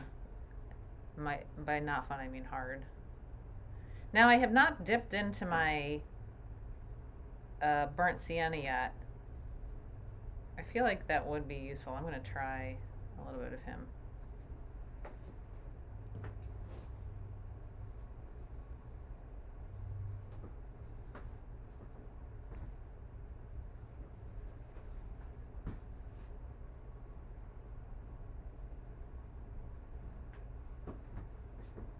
Now notice, every time I step back, I just want you to know that I am reloading my brush and assessing. So I do recommend doing that where you step back and assess a lot. It's just really helpful. Plus, if you want to make sure you have enough paint on your brush. So right now I'm cleaning off because I'm coming back in and I'm going to be doing this little area. So just make sure you're putting enough paint on there. All right, so that highlight to me seems kind of cool, kind of pink. I'm going to add a little bit of alizarin crimson. I've got this kind of pre-mix. And I'm going to kind of shoot for maybe a little bit pinker of a highlight. Whoops.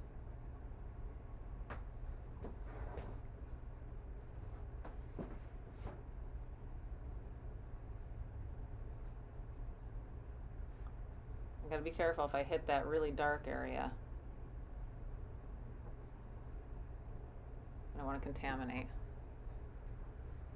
I do see a kind of high chroma note right along the edge there of that shadow, so I am going to try to put that in.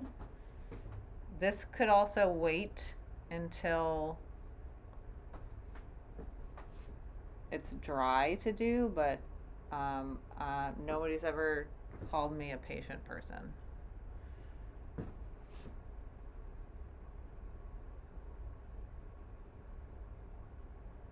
So this is why I like my flats. I like me my flats. Oh, I'm also getting my hand in my paint down here, which is not good.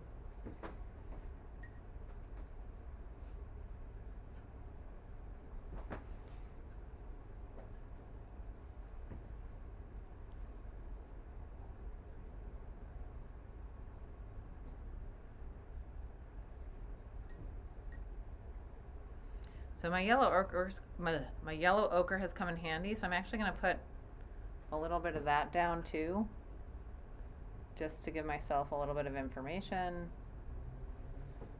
Yellow ochre, good.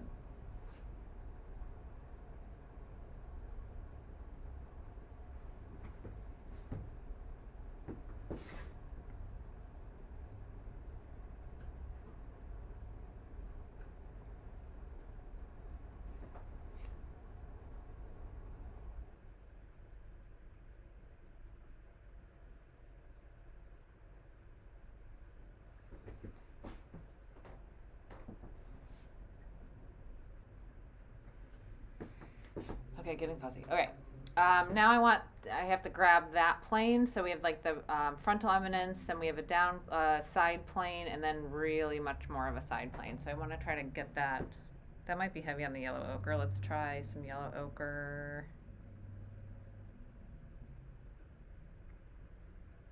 Let's see what this looks like.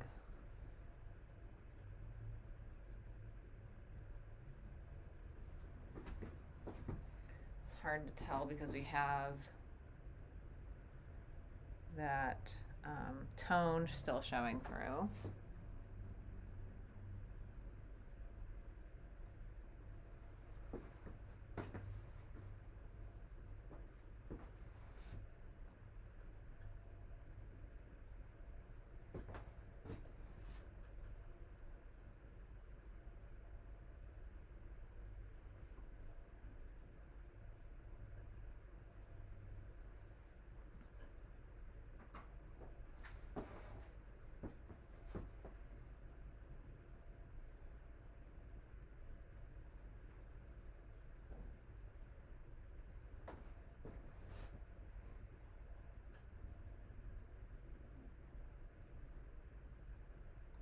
I might be able to switch to a smaller brush for this, getting into those little nooks and crannies. I'm trying to grab myself a lighter chromatic pink to kind of bridge. There we go. To bridge that.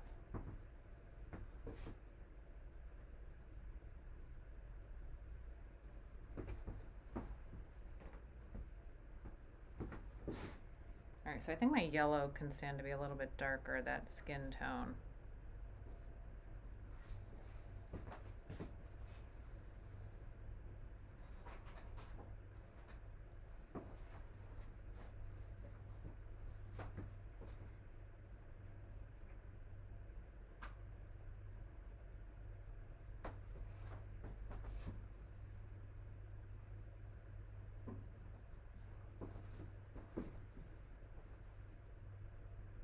I don't think that bright is popping enough, so I really want to maybe get in there and be a little bit more opaque with it.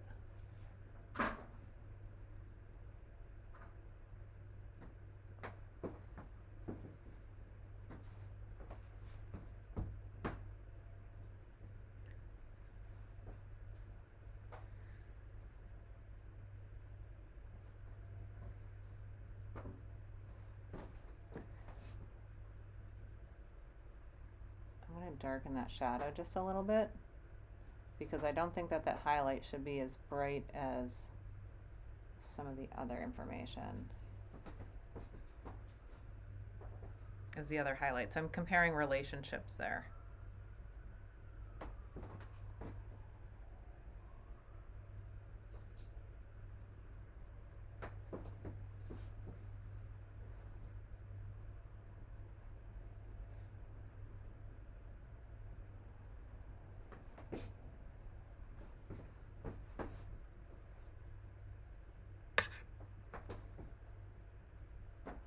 Okay, so now that I'm seeing this color next to that, I kind of feel like I could warm up the little section of that right there. So I'm just grabbing some red, and I'm gonna try to create almost like, there we go.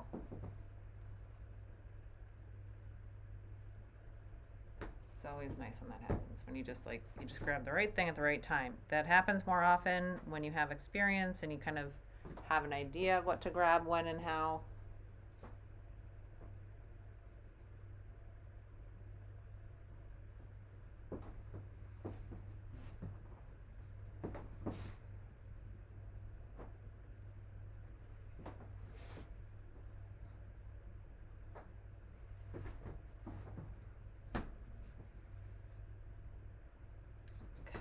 Let's see. Let's go meet up with our brightest bright up there. Let's see how that looks. All right, so I want to start to kind of go up to here and bridge the gap. So I want to get myself this color, which is kind of similar to that color, so I can reference what I've done there, and then we'll see how that goes.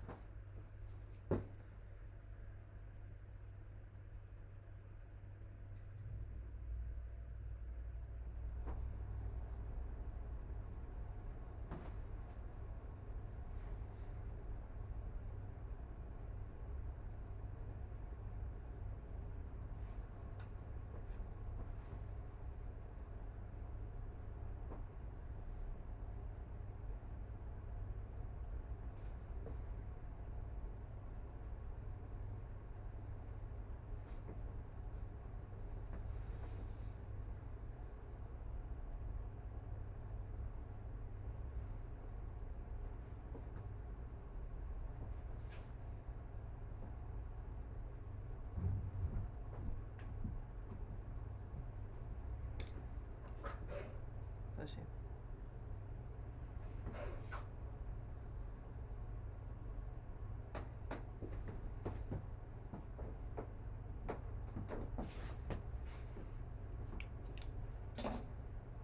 We got another way, you know, you can always isolate. Let's see. Oh, okay. So isolate that, see how you feel.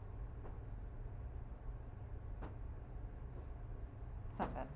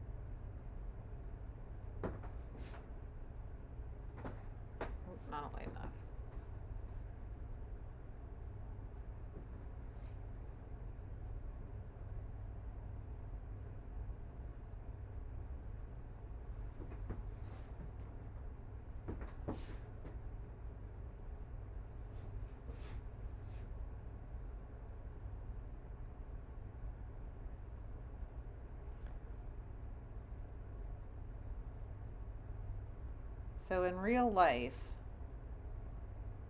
I have a bone to pick with, not in real life, I have a bone to pick with Jerome, but so in this painting, there are some areas that I feel like are really, really dark, and I would not expect them to be this dark in real life. This is also a very small portion of a larger painting, so it's very likely that certain information was maybe not sacrificed, but adjusted so that, you know, the larger piece as a whole would work. But like the shadows right up in here, I would not expect to be that dark, especially given it's a white cloth on skin.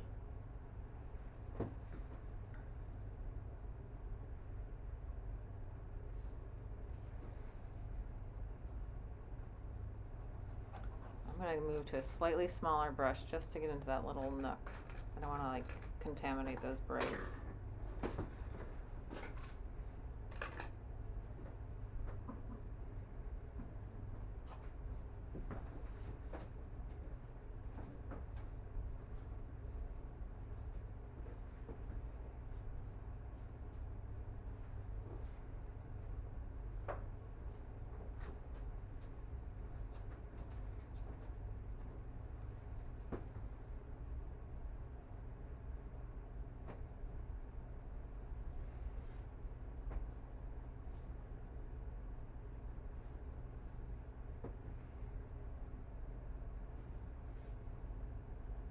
A little whoops, that's too dark.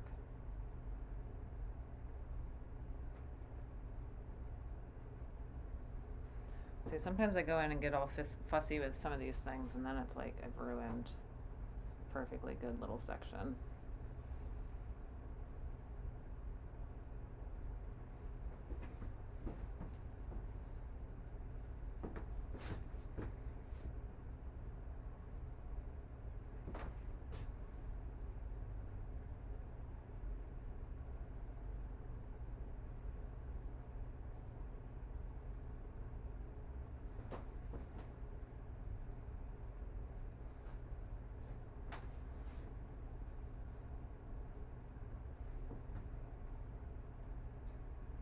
So notice that like I've pretty much changed like everything I put down in some capacity.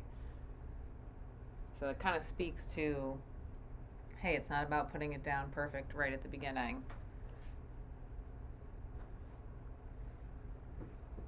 So those are like some nice neutrals right there in the keystone.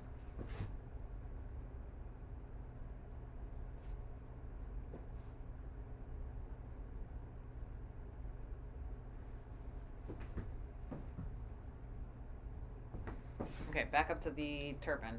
I get distracted.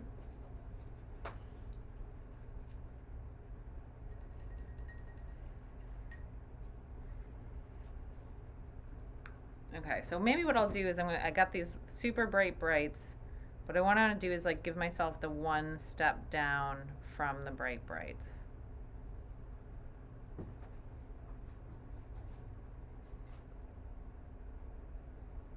Now again, my lead white, I kind of have to fight the fact that it's pretty transparent. So I'm trying to be pretty generous with this on the canvas.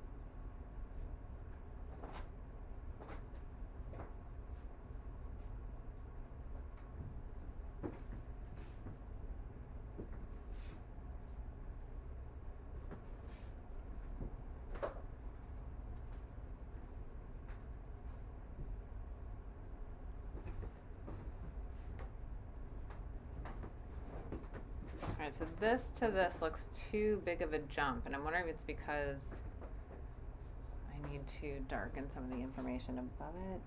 Let's see if I do this.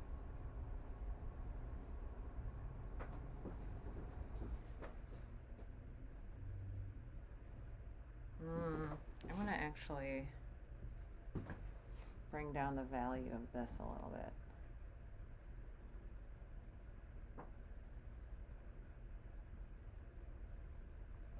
I should use a mall stick right now too.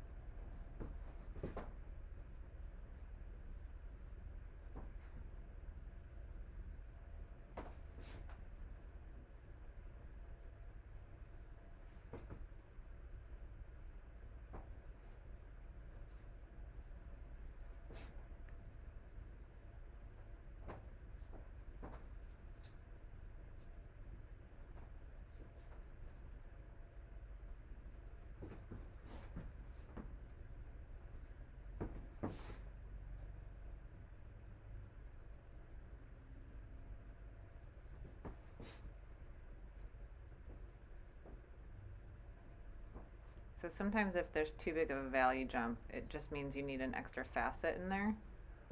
So that's what I'm trying to do right now, is create an extra facet to help it come out of that dark there.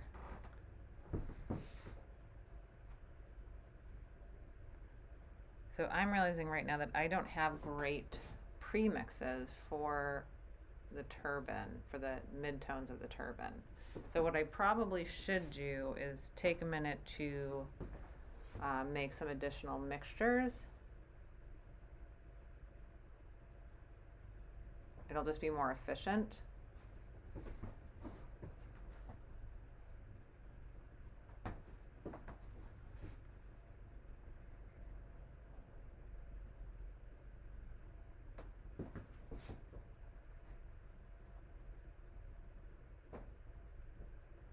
I also like to make sure that the information I'm putting down is clear. And by clear, I mean there's singular statements. So I want to make sure that my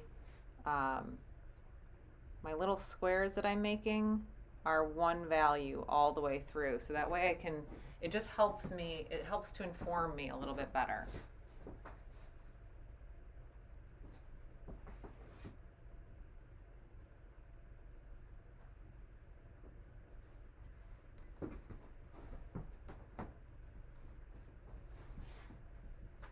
All right, so I'm going to make up a few additional premixes because I feel like I don't have good halftone information for the lights.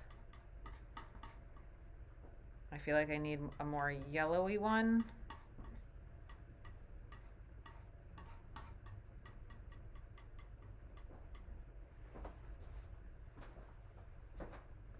Too yellow.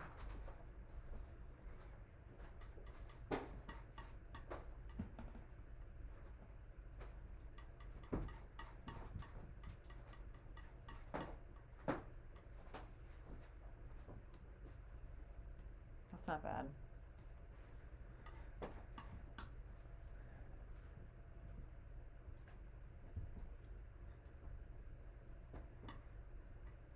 I need something.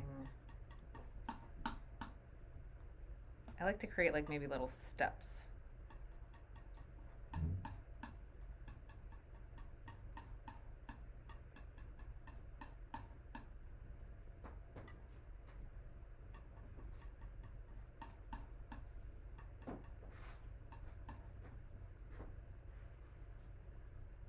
So sometimes I'll just mix up something. I'm like, will this work for anything? Not really.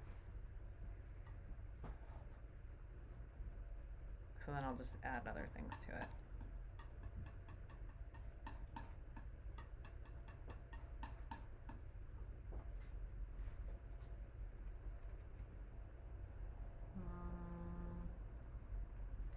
Maybe a little bit lighter, and I could use that for something.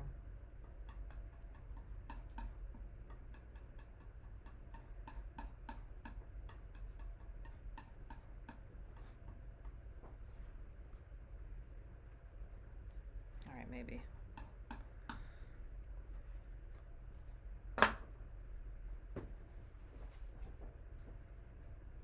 Okay, let's get. Sometimes I also find it helps if you're having a hard time coming from one direction, is if you like I'll start by putting some of the background up here and then working my way in. Sometimes that's helpful too.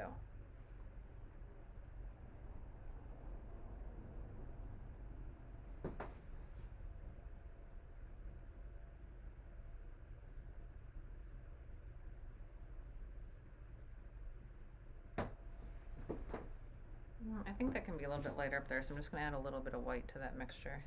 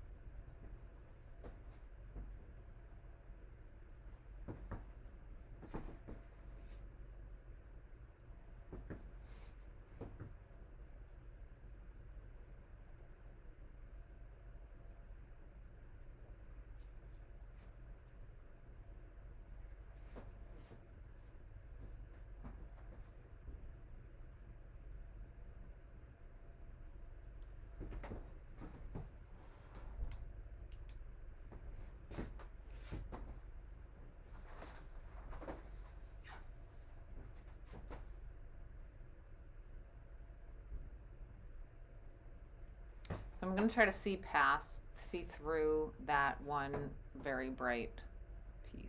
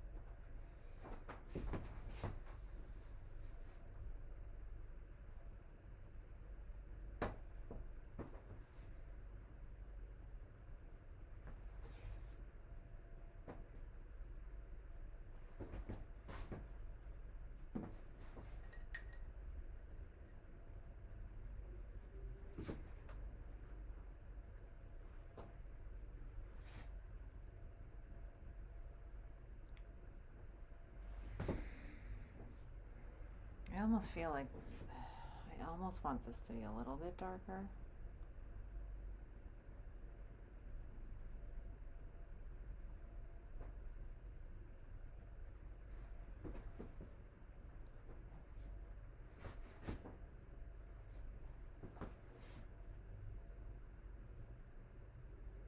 That's more yellow. I'm using a lot of yellow ochre in this, so that's something I want to keep in mind.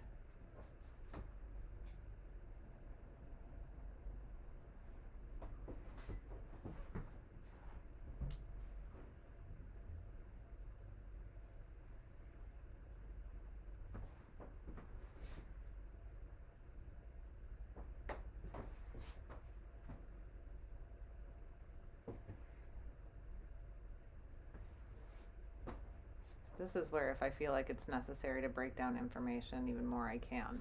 But I'd rather just have the kind of larger forms speaking first before I add smaller forms. I don't think what I'm doing right now is totally necessary, but I just wanted to demonstrate that.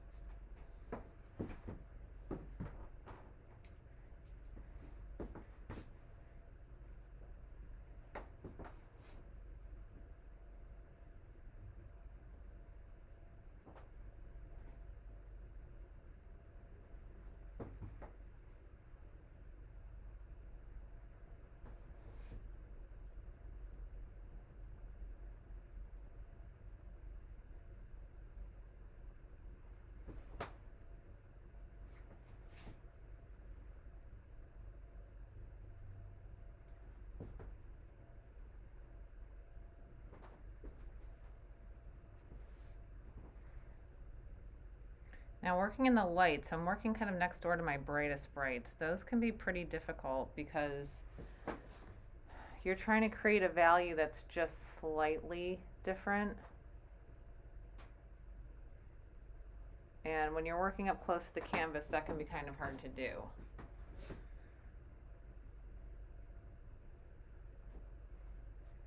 So this is where I also recommend mixing skin tones. So somebody's asking about general tips on mixing skin tones.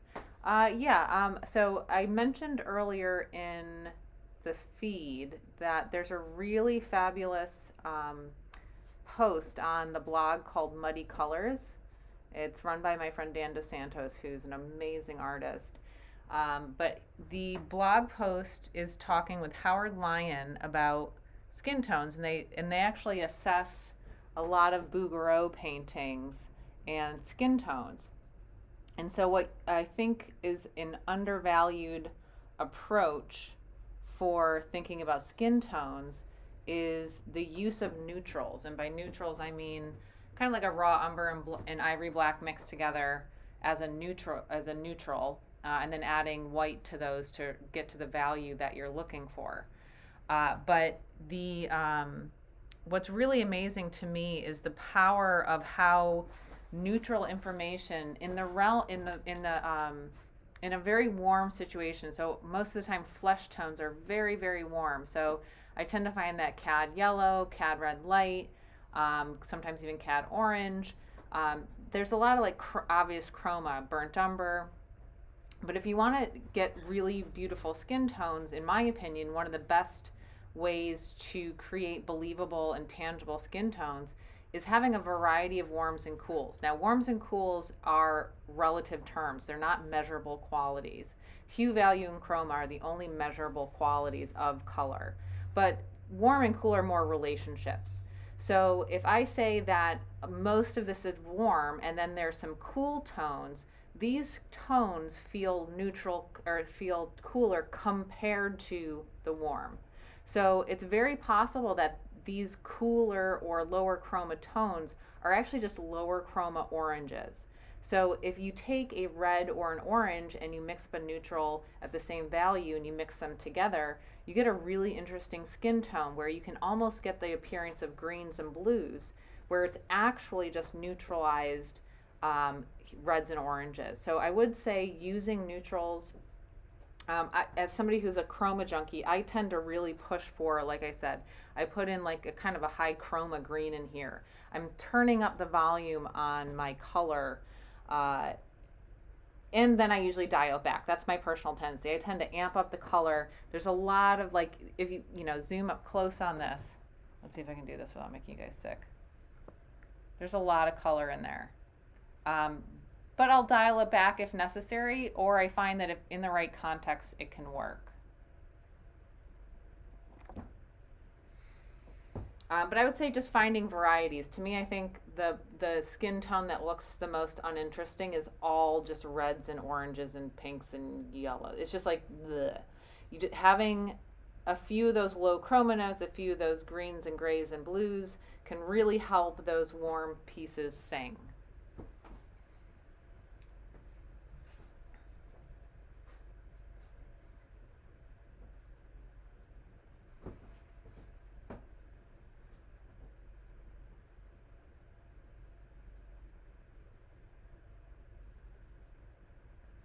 Flesh tones are just like any other colors that you're trying to mix. So I don't think there's any secret to mixing good skin tones. I think the secret really is, number one, getting a reliable mixing strategy that is repeatable and one that you fully understand conceptually. I'll make a shameless plug for my color boot camp workshop, which I'm always fascinated at the outcome of those workshops, especially even with people who have never really painted before. I think having a reliable color mixing strategy is really important.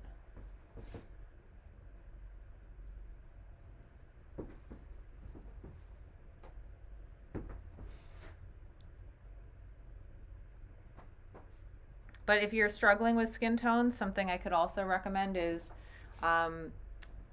again, if you don't have a super reliable color mixing strategy, what you can do to start off is limiting your palette. Now, I think, and I fully believe that people can learn a solid mixing strategy with a full palette with no limitations.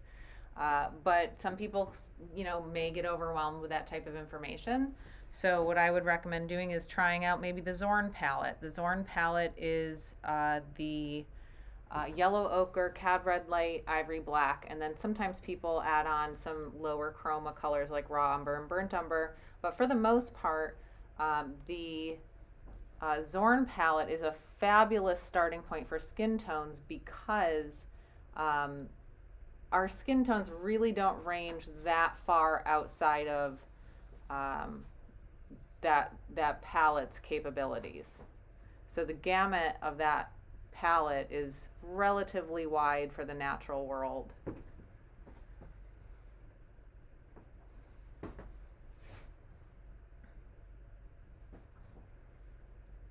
But what's nice about that is your high chroma colors are those oranges, just like I was talking about before. Those oranges and pinks, you can get that really well with the Zorn palette. It's yellow ochre and cad red light. Those are some pretty high chroma colors.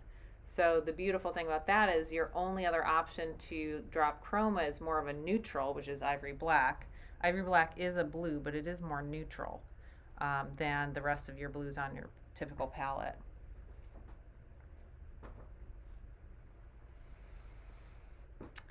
So for my guys asking how I work in the subtle areas of the purple, gray, yellow, that's a good question.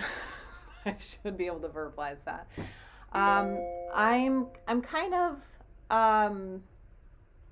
I'm playing around with, so I have this color that I mix up for the background. This is a neutralized purple. So this is probably alizarin crimson with ultramarine mixed with white. But I've also probably added the similar value in a neutral just to bring it back from high chroma. So that's kind of using the neutral to do that. So I'm using the purple, and then I'm having my lights are all pretty warm and pretty yellowy. So I'm actually using these two kind of to mix together to get some of these. I'm also trying to find some higher chroma orangey yellow pops. So I'm kind of using complements, but I'm also using kind of a neutral as well. And let's see if I can show you my palette without things getting messy.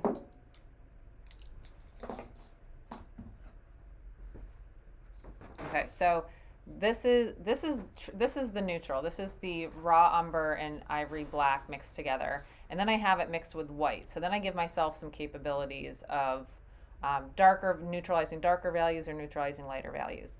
This right here is the background color I have mixed up. So this is a very chromatic purple, and this is the chromatic purple mixed with that neutral. So I've kind of got a neutralized purple.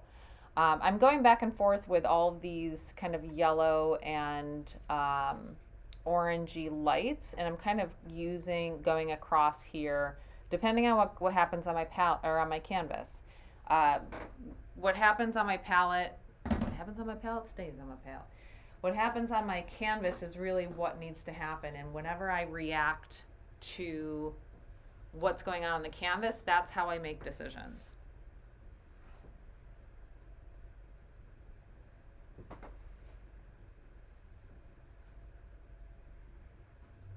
I'm not a fan of working in the lights because of how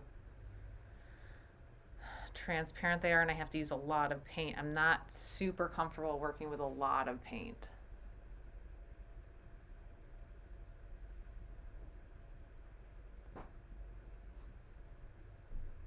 And it's very easy for it to get somewhat transparent, so I'm trying to avoid that.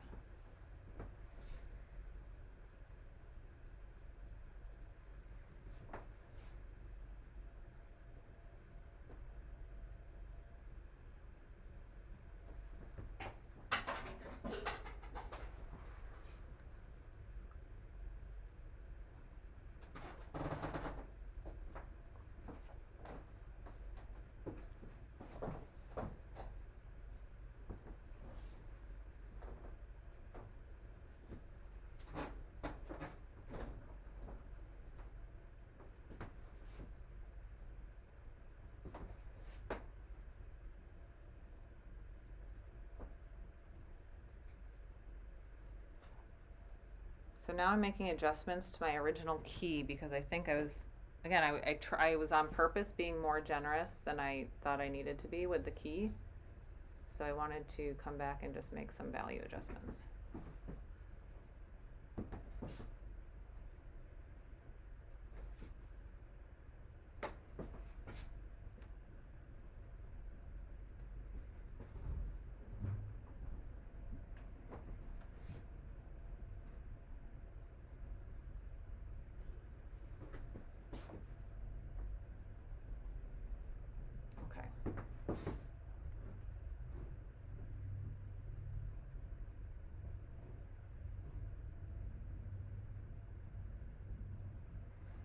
Yeah, the Color Bootcamp workshop that I often teach at ARA Boston, and like I said, I also believe I have one open at the Weathersfield Academy.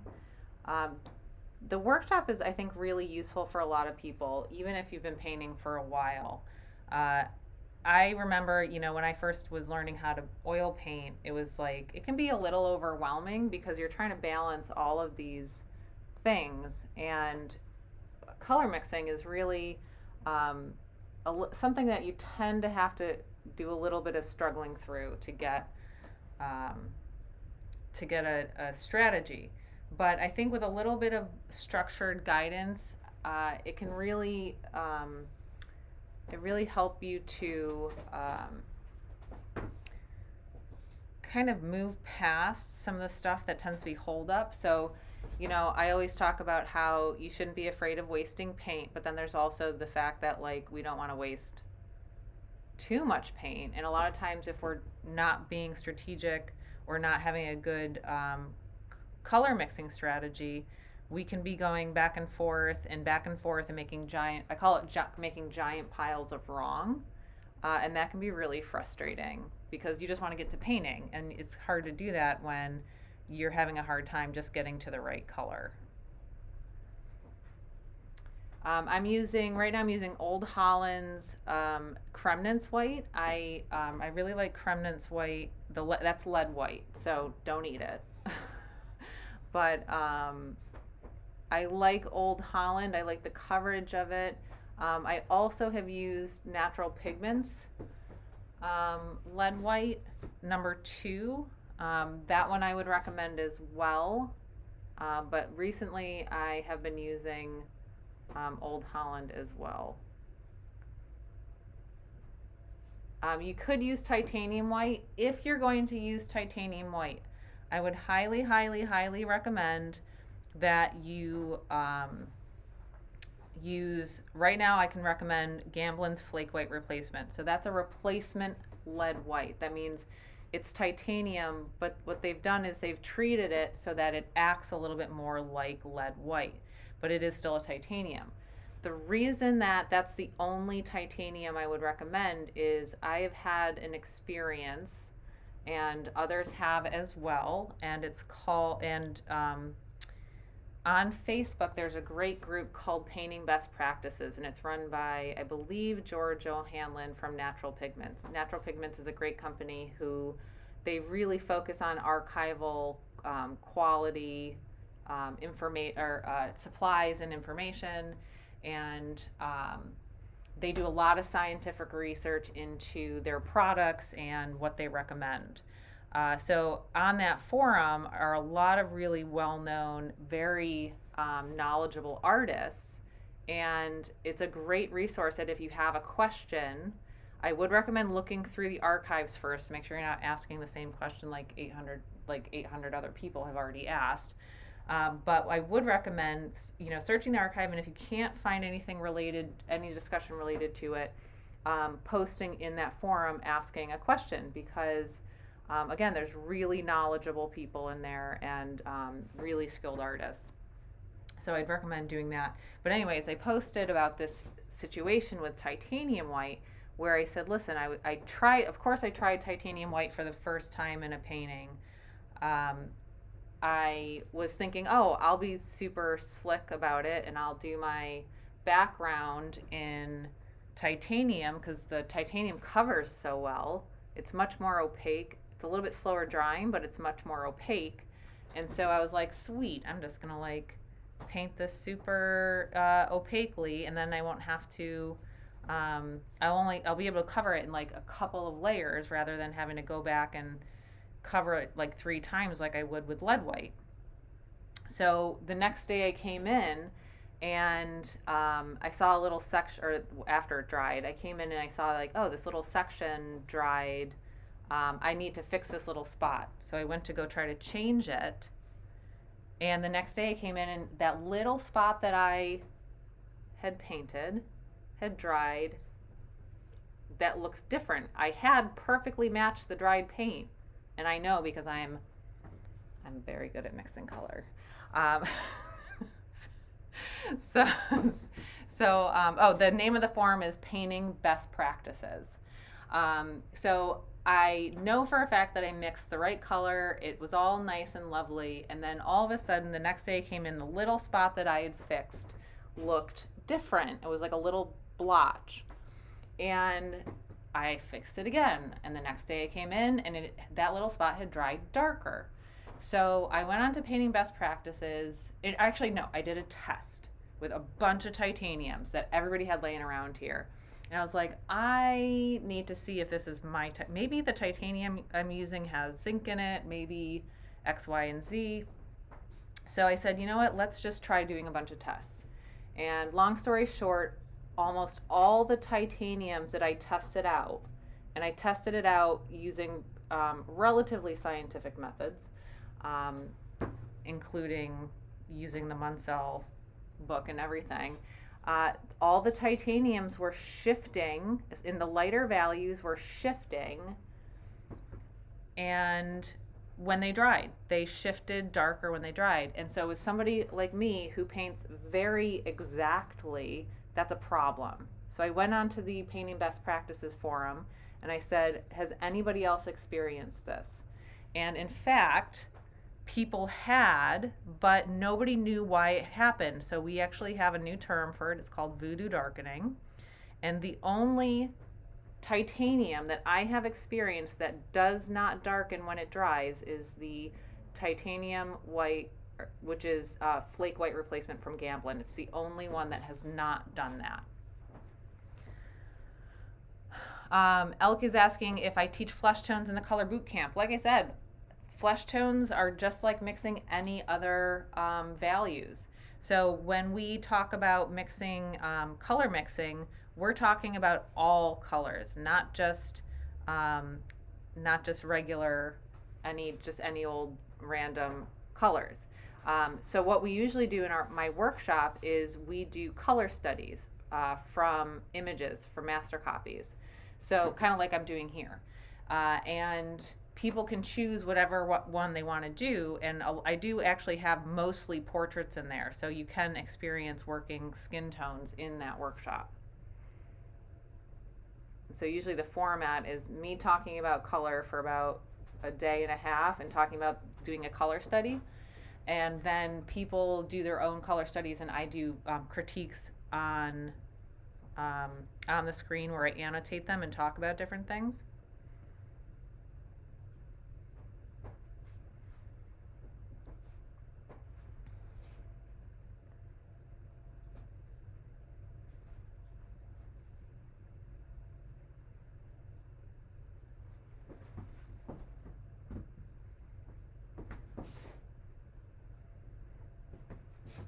Okay, so I think I need to get a little bit of the background in towards the back of the turban. I think I'm also getting a little too warm through here.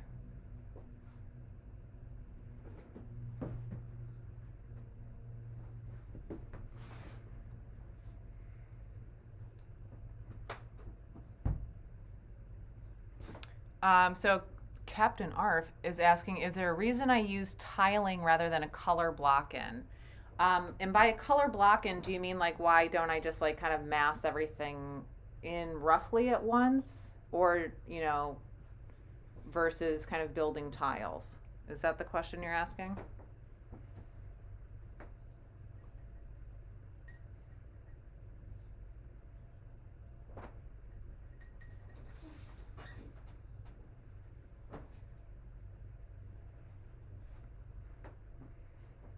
Okay, so that's a good question, but so the reason I'm doing tiling is because what I'm doing here is a color study. I'm not actually doing a painting. I know it is it's like technically a painting, but it's a study.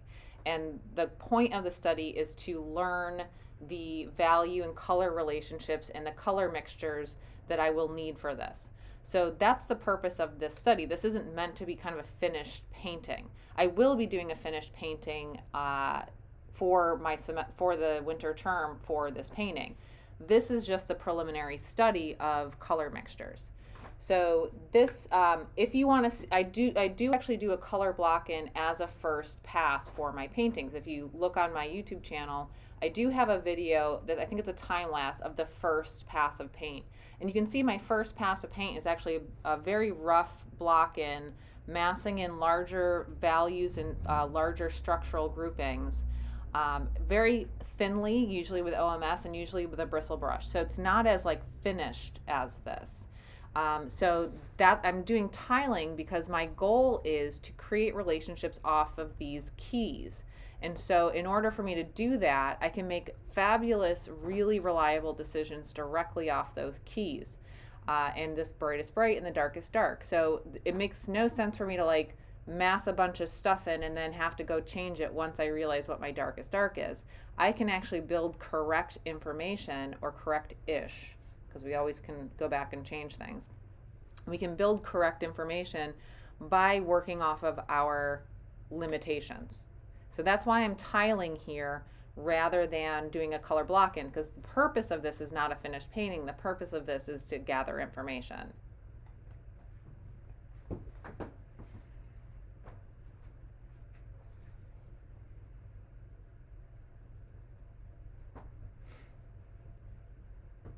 Okay, so maybe what I think I will do is I'm going to try to come through the face a little bit just to switch it up.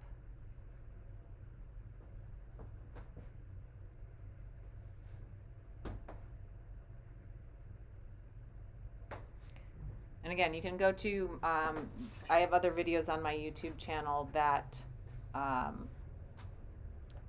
that are demonstrations of that initial block in. And those of you who are taking my online class, I will be doing an in-class demo of it and a whole lecture presentation on that first pass.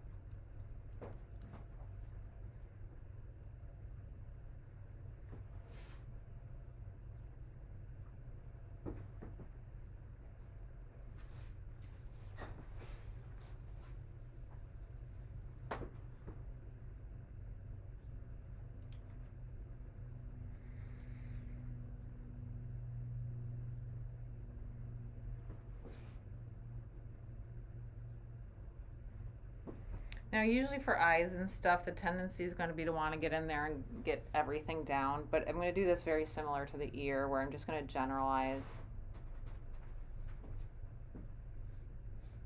And then I'll go back and change things if I need to.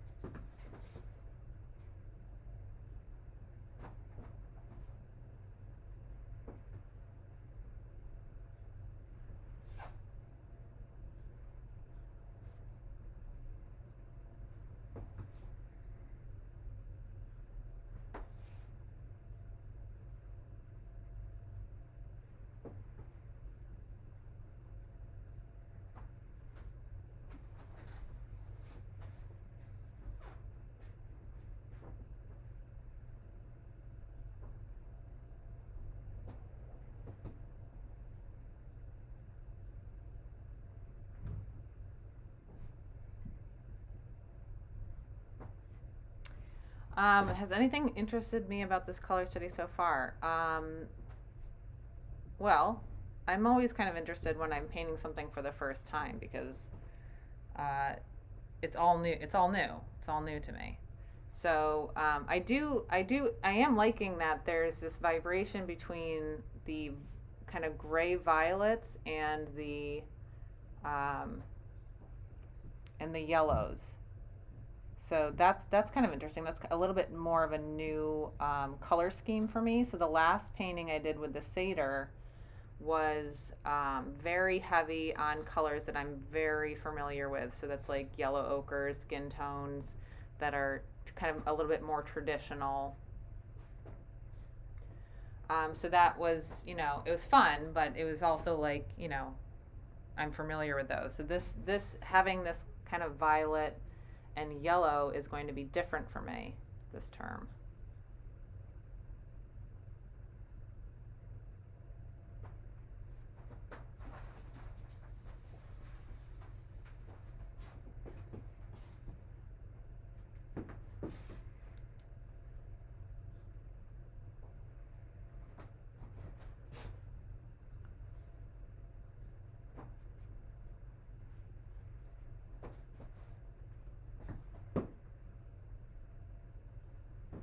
I always look for higher chroma red notes around the eye.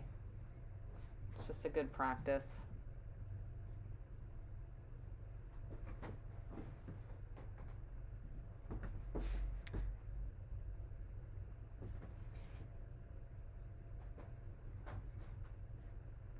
My highlight was too bright.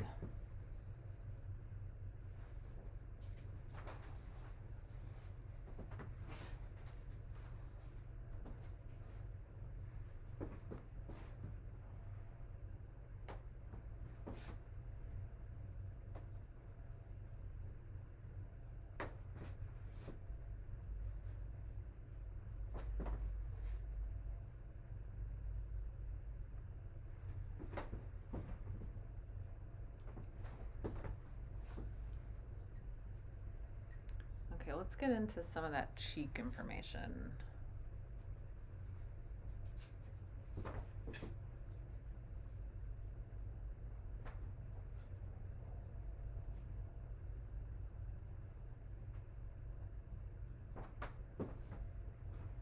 Again, there's that kind of transitionary super chromatic information right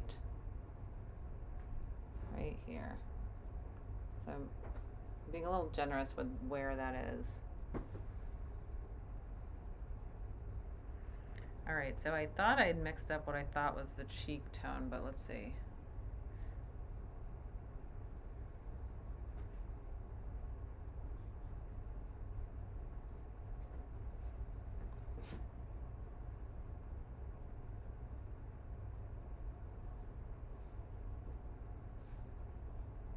Again, a little bit difficult because I'm so close to the tone of the canvas.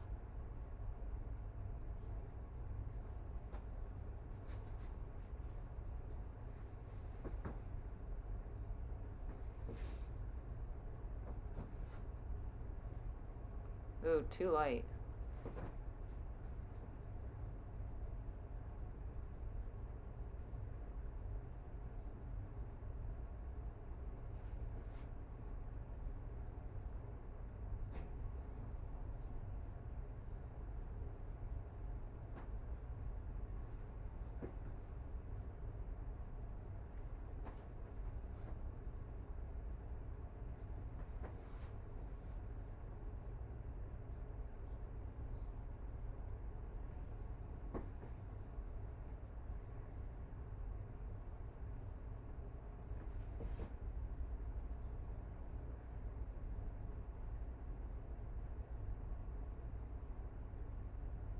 That's hard to see. All right, I want to get a little bit of context. I'm going to get that side of that nose in. I think that's going to help.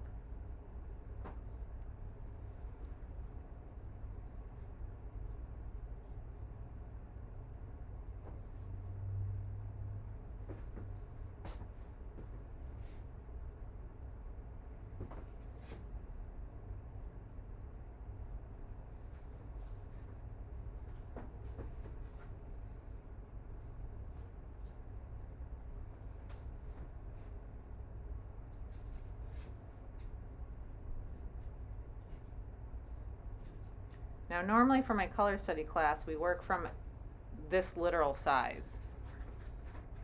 So I usually either mail or send digital images of an actual 5x7, and then they tape it right to their canvas right next door. So the nice thing, you don't have to worry about kind of interpreting large information to small information. So normally with my color study classes, I have the 5x7 image directly next door to it. I do think that makes it easier.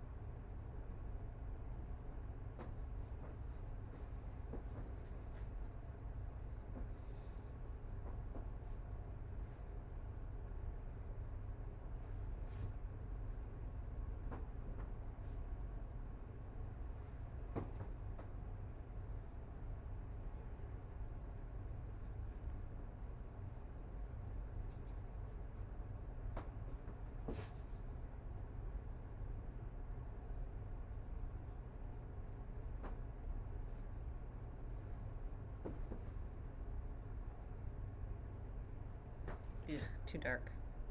Too dark, too low chroma.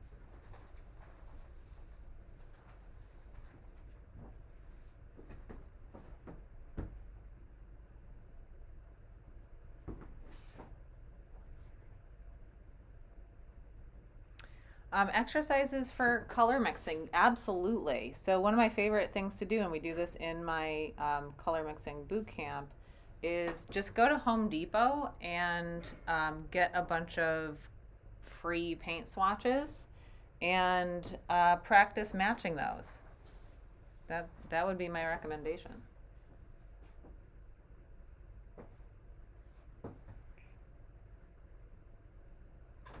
So the nice thing about them being a flat surface is you can tape that little swatch right up to your canvas and then practice putting these little putting it right next door to it to see if it matches.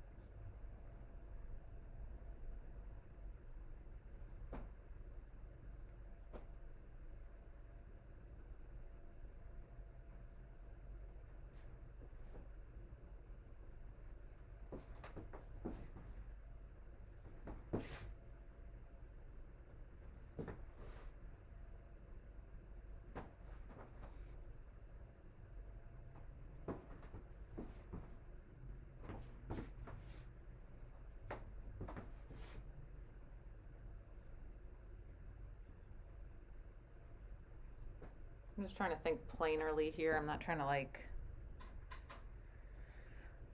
don't need to get into all the nooks and crannies, just trying to think planerly.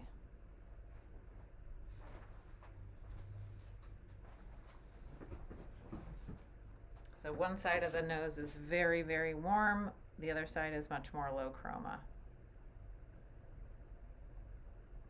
So that's something I'm going to take into account.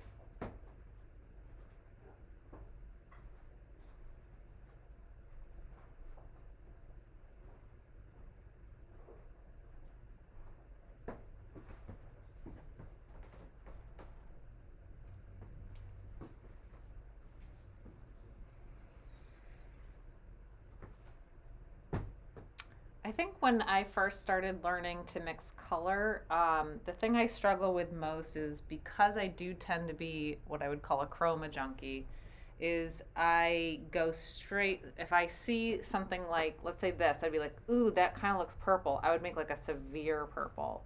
And so it's really a whole thing to learn how to dial back chroma.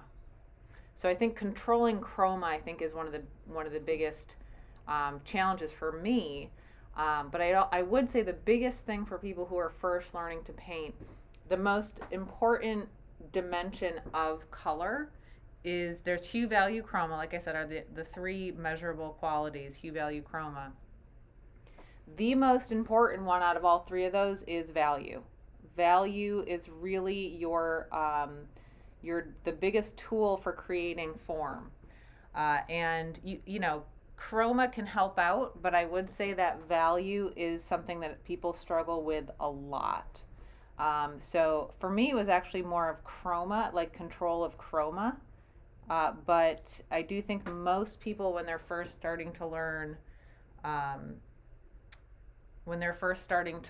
to paint, it's more of a value thing, is getting comfortable with understanding what the value needs to be related to, especially related to form. It's really, you know, the leading factor that's going to help create believable dimensional form.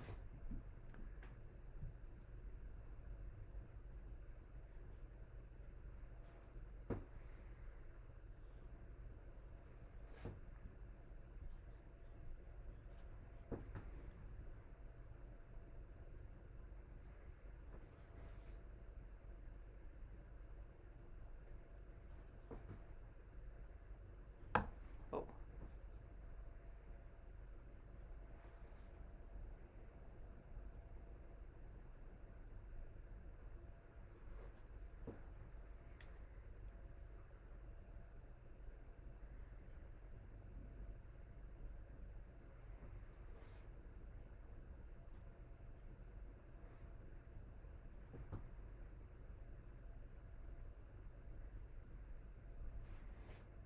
So what I'm doing here too is what I'm mostly working in is called you know, mixed color. It's not it's physical mixing.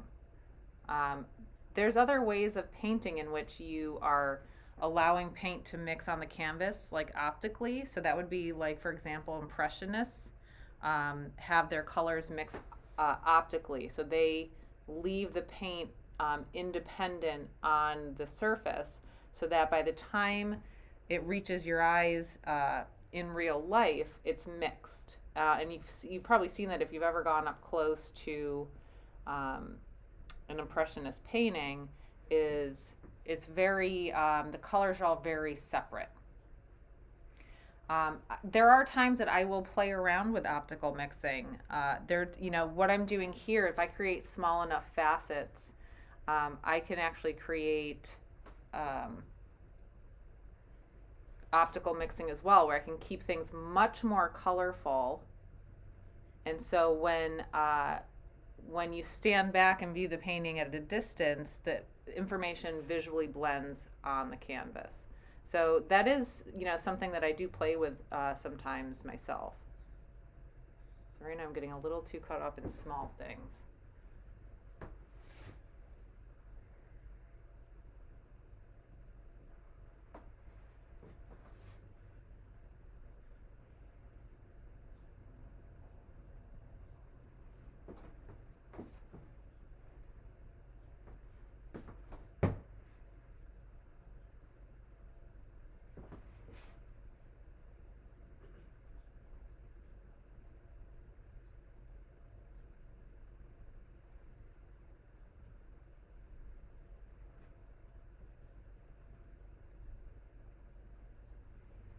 I'm getting a little too wrapped up in like perfecting this.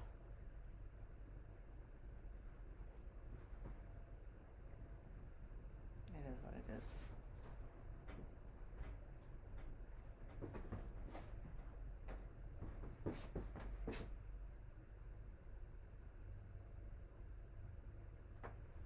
All right, let's move on.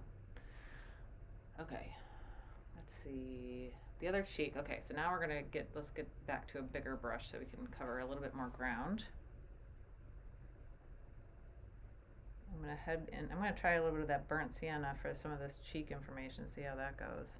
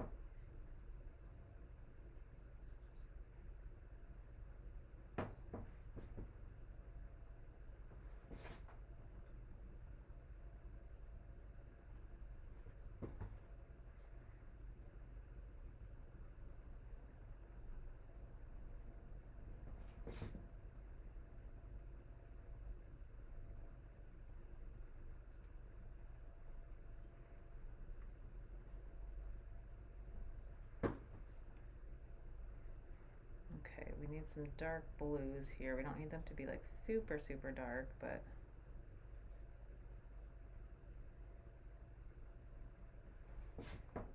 getting into the beard. Whoops.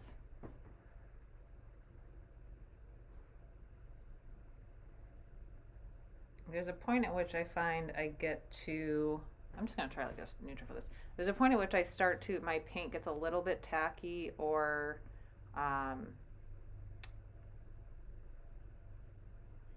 I'm running out of paint, and it's very tempting to just kind of power through it. I would recommend taking the time to just either mix up more paint or create either a new color or remix the same thing. You just don't want to like make your life harder than it needs to be. Painting is hard.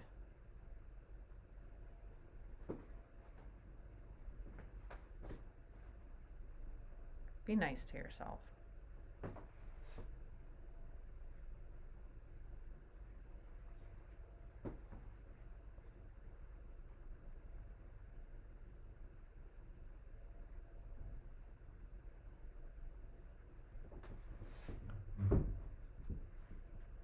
All right, so what I just put down on the canvas, I don't know if you can tell, this is actually just a true neutral, and it looks super blue.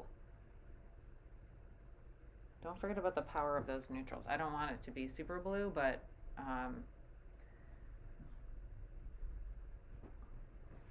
just keep that in mind.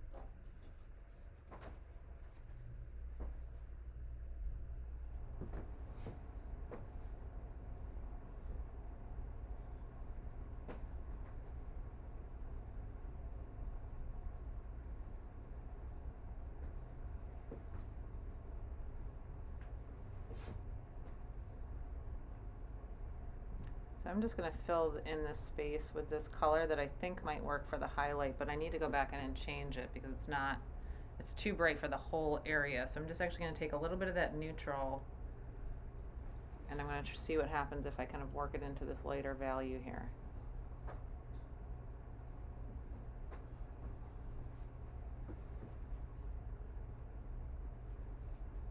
All right, that's not bad. I feel like I can actually darken.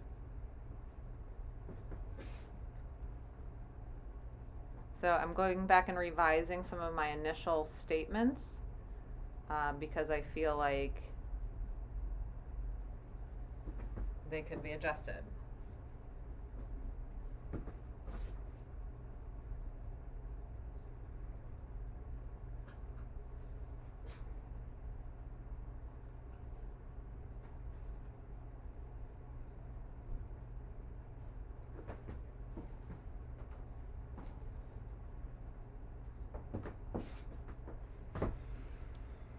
Ain't no shame in changing what's going on.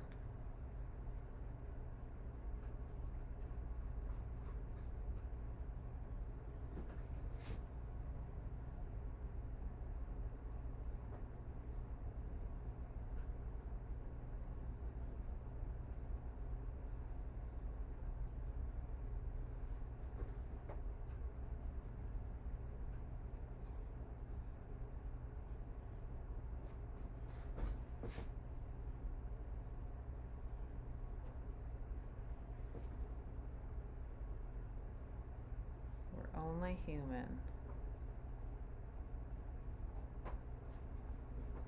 Humans make mistakes.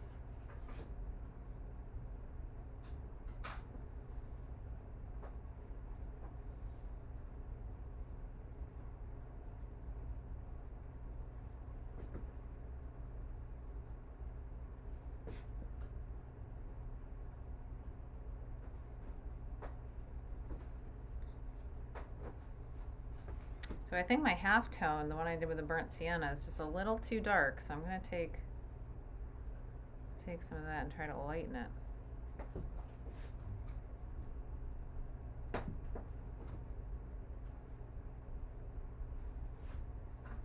I can tell because my value jump between that strip and the one next to it was just too dramatic.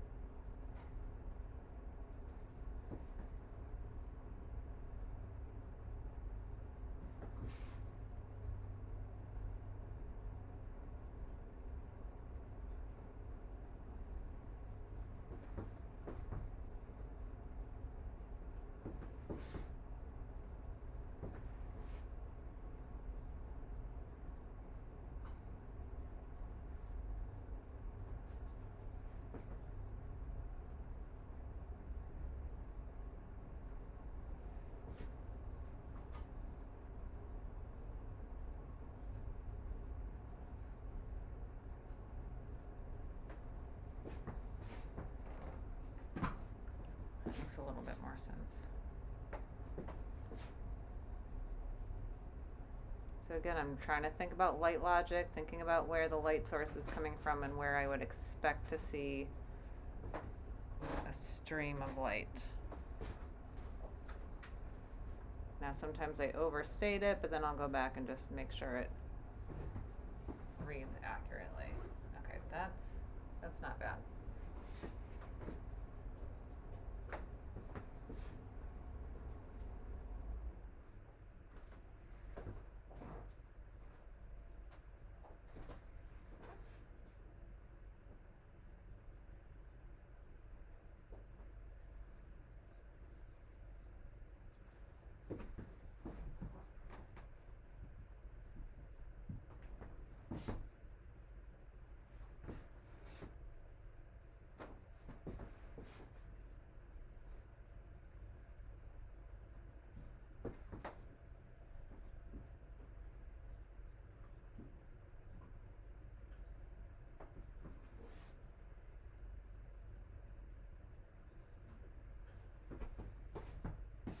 All right, getting too complicated. Let's keep moving.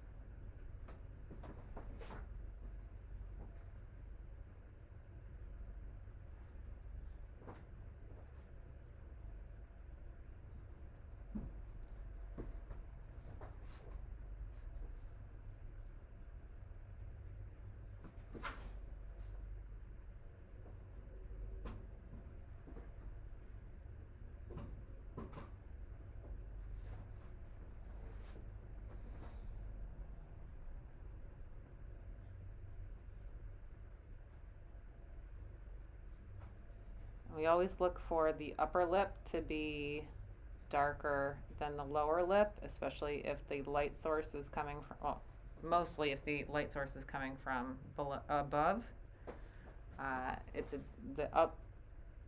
The upper lip is a down plane and the lower lip is an up plane. So we're always looking for that upper lip to be darker and the lower lip to be lighter.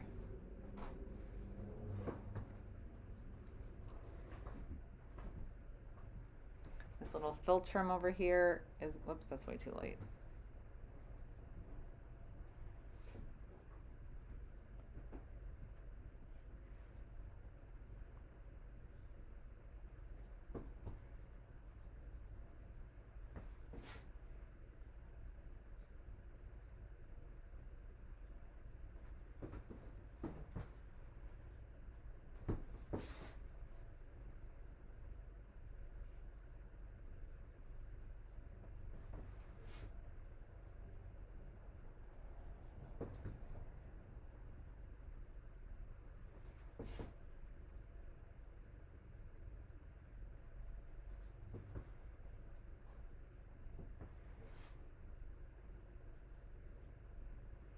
I think one of the other things that people tend to do commonly, and I'm actually surprised that is occurring in this painting, is making the nostrils black.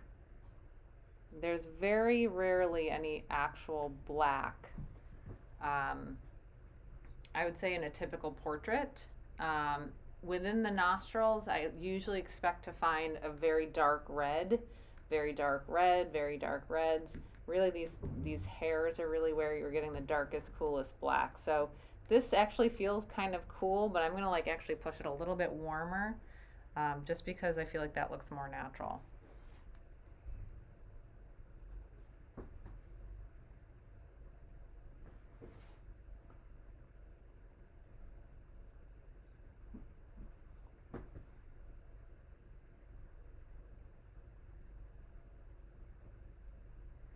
A deep burnt umber, so burnt umber is pretty low chroma, so I'm looking for high chroma reds because, especially with such fleshy information, I think that it feels more natural when we see, like Bouguereau tends to have a lot of that type of information, where the light's kind of bouncing around through the transparent flesh, and you really get a sense of like the chroma.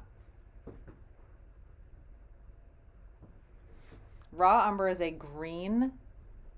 greenish yellowy brown, and that's actually that's cooler than burnt umber. Burnt umber is actually the darkest red we have on our palette other than alizarin. So I'm usually pretty heavy with alizarin and reds in the shadows in the faces. That's what I tend to lean towards.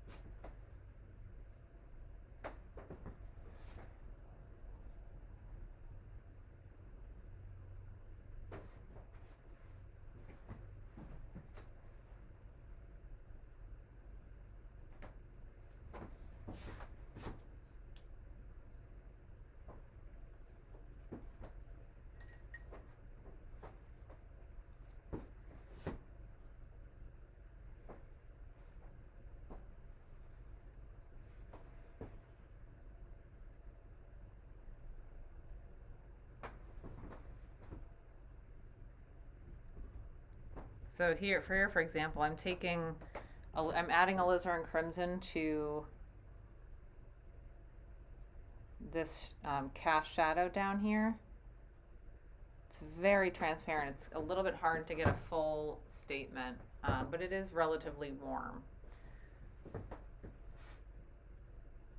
It's not pure alizarin crimson, but it's It's very transparent. It's hard to get a full statement. Okay, so now what I want to do is try to get a little bit of that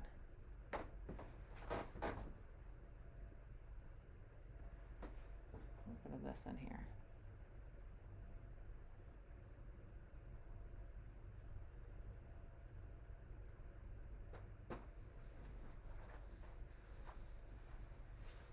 Now the paint I had on my brush is kind of mixing in to that. I'm kind of okay with that right now.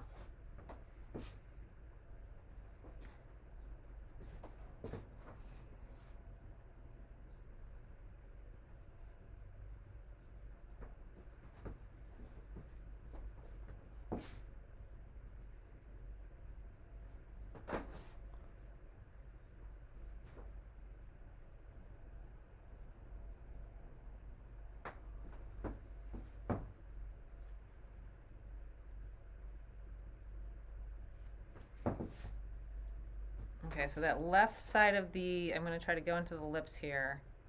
The left side of the lips has the up plane, or the plane facing the light, so that's going to be lighter. So then when I go to do the right hand side of the lips,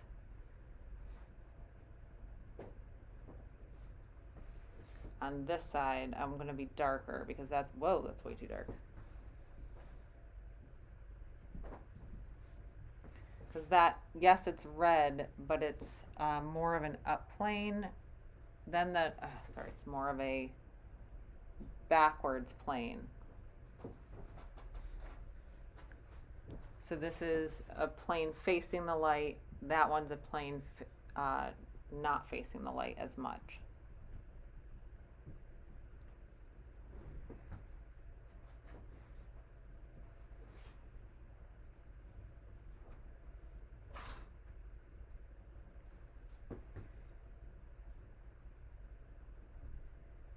So I actually think we can get a little bit pinker and lighter over here.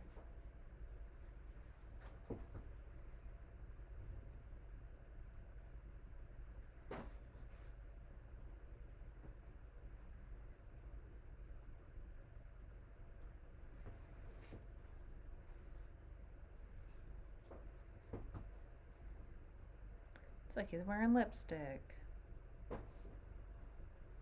Well, we don't want that. We don't want it to look like he's wearing lipstick.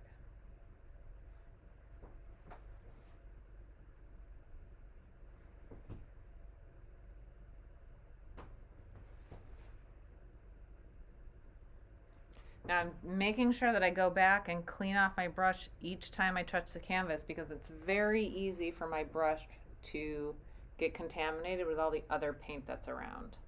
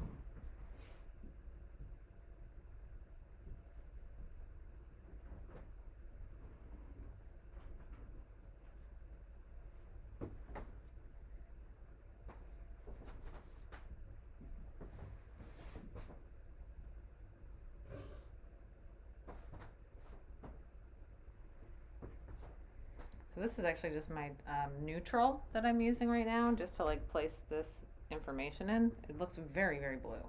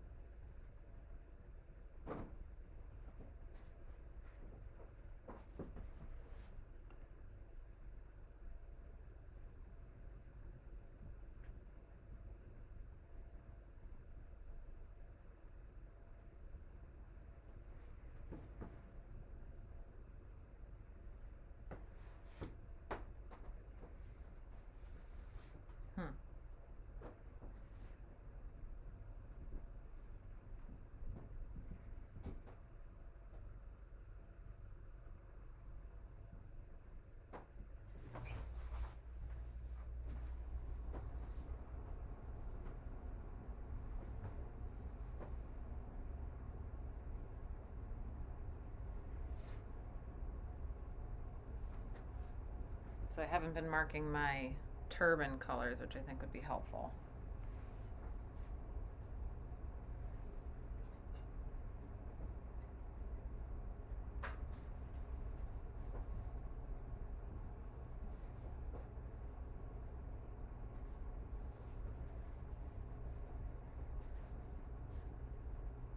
Especially since my lightest light is not pure white, it's a mixture. I just want to make note of that.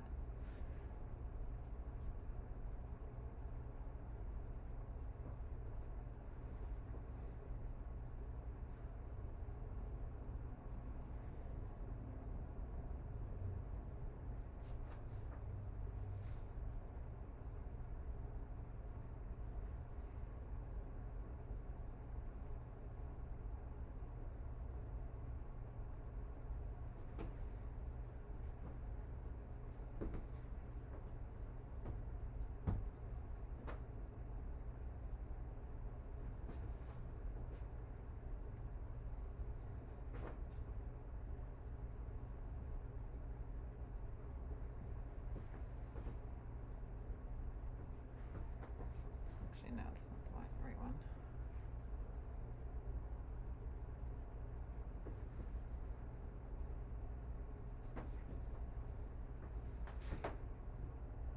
So it's kind of nice too, is I can start to bookend and see if maybe the mixture I had for my background is going to work over here.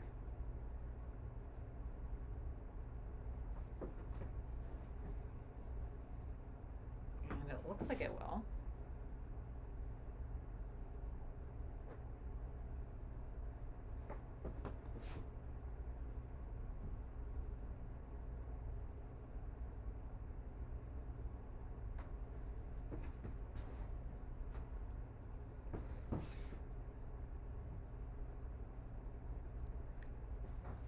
I'm actually thinking that it might be helpful for me to also always have a higher chroma orange mixed up, or like pulling in a cad orange in general, because I tend to want to always pop up a little bit of the chroma. So I'm going to make up a mixture of like yellow ochre and red mixed together, and just give myself a note that this would be a good thing to have constantly mixed up.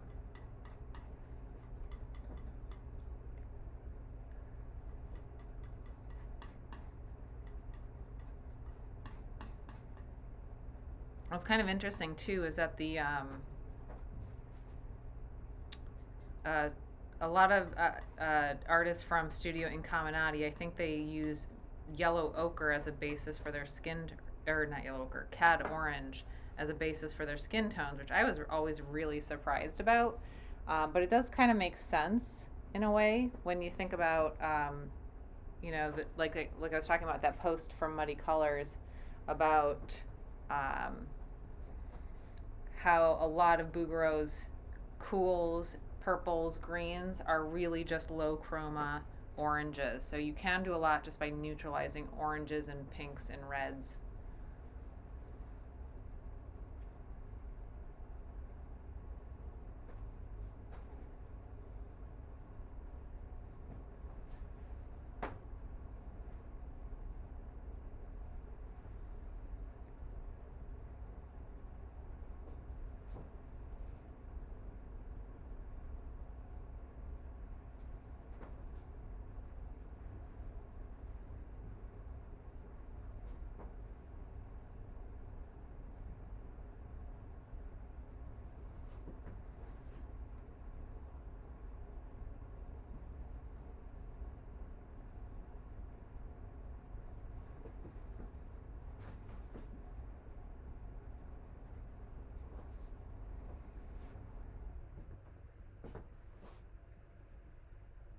Well, thank you for joining me, Captain Arf.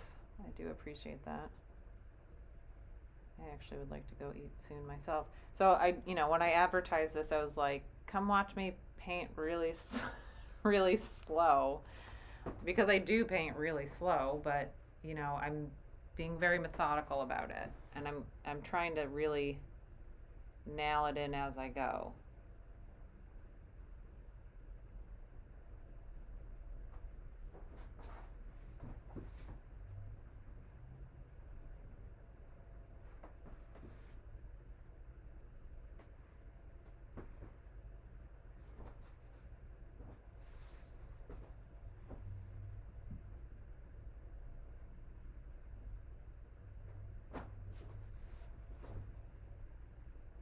Now, I don't necessarily have to go fill everything in, but as long as I have enough information. So I actually might take a little bit of my, I think I want to like actually bring a little bit of orange right up into here. Yeah.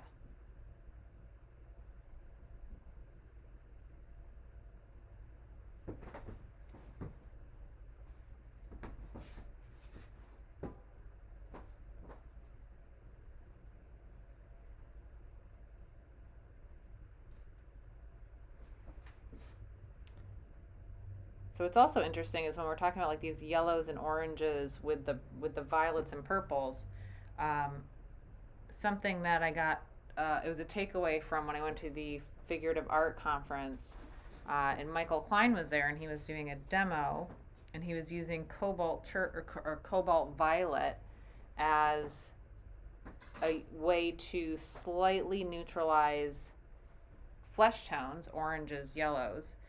Now, I had cobalt violet sitting around, but what was interesting is I never actually thought to use it because it was so weak of a color. I never actually used it in painting because I was like, ugh, I have to use like a pile of this to get anything done. And I was like, why do people even use this? The reason I bought it was I used it for glazing for something. And so when I saw him do that demo, I was like, that's interesting. And I happened to be working on a yellowish fabric at the time. So I decided to try out the cobalt violet to slightly neutralize information. And it actually worked really lovely because it is so weak. It's very subtle. So I was able to use it without it making like a super dramatic difference in a mixture, which is sometimes what you want.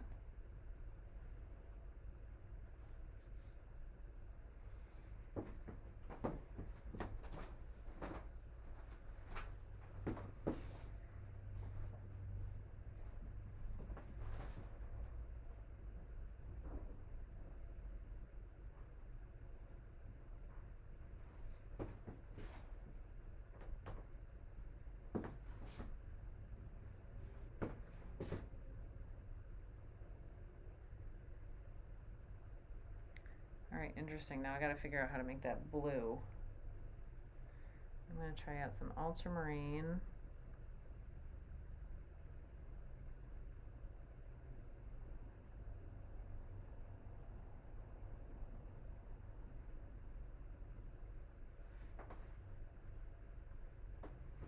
Not bad.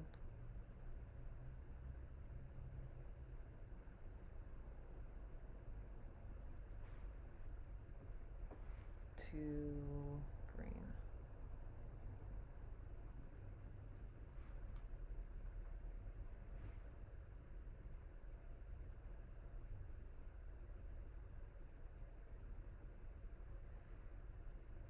I probably wouldn't use the cobalt violet in this painting because I could maybe use it in here, but I really feel like the neutral's doing most of the job that I want it to, so I wouldn't necessarily use that here.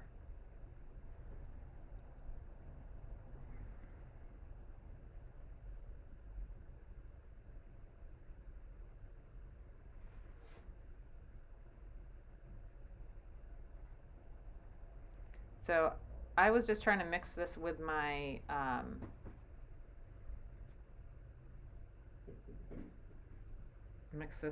brush. I prefer to actually like mix things with my palette knife, but right now I'm being a little lazy.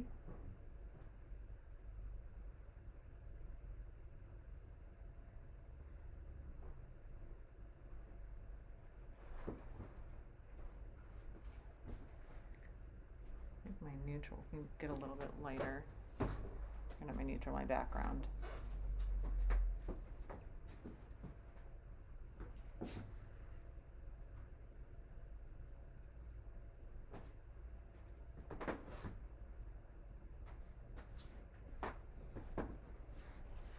that feels better.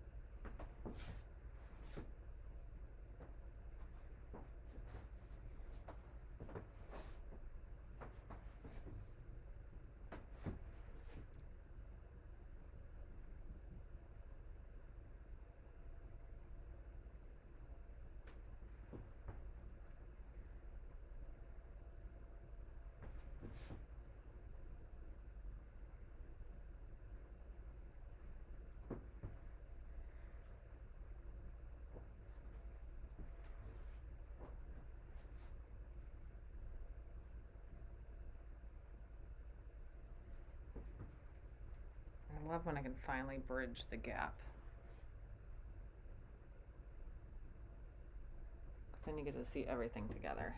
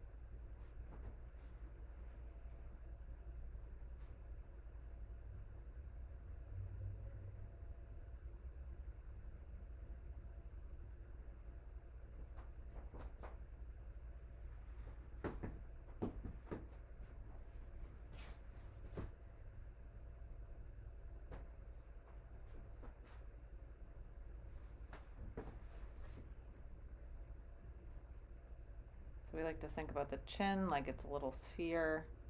So we know that it needs to get darker all the way around.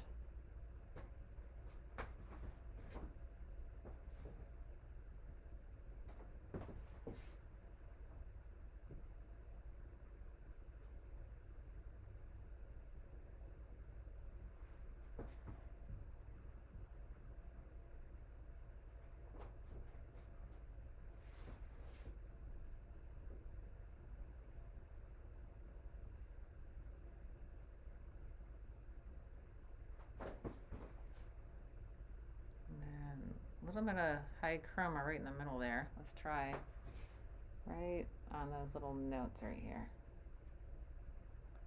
I'm just grabbing that orange I mixed up from earlier. You know, I'm just going to place that right in the center, and I'm going to place the light right in the middle. That way it's less work for my brush.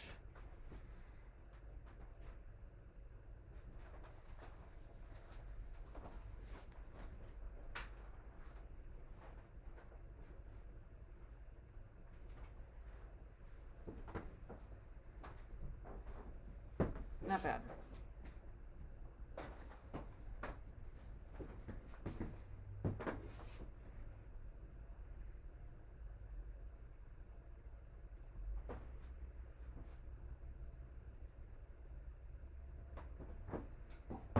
All right, so we have pretty much the face in. That's exciting.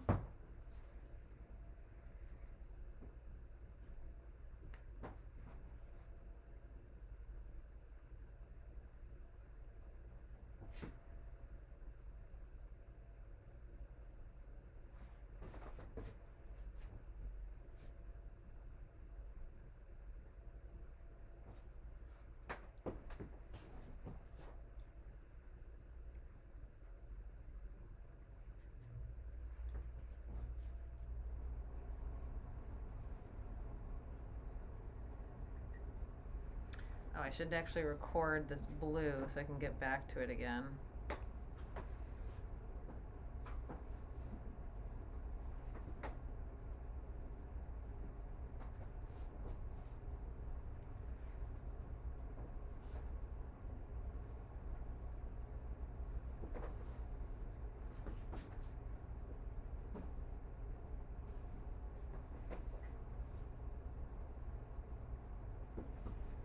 I mean, it's on the color study, so I know I can get back to it, but.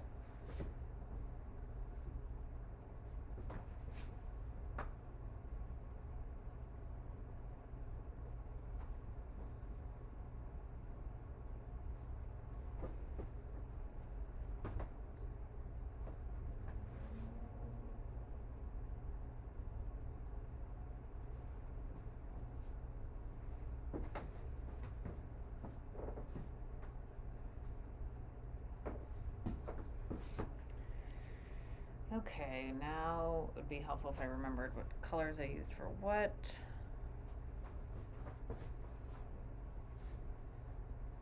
Too light.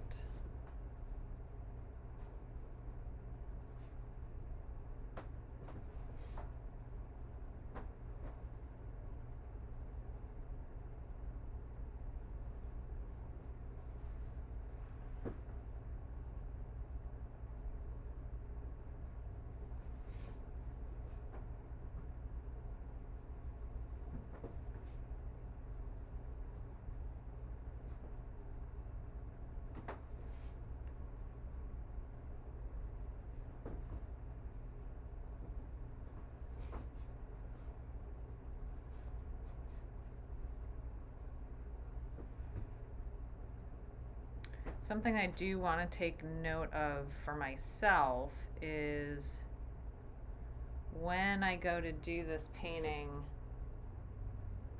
I want to make sure, I want to make sure that I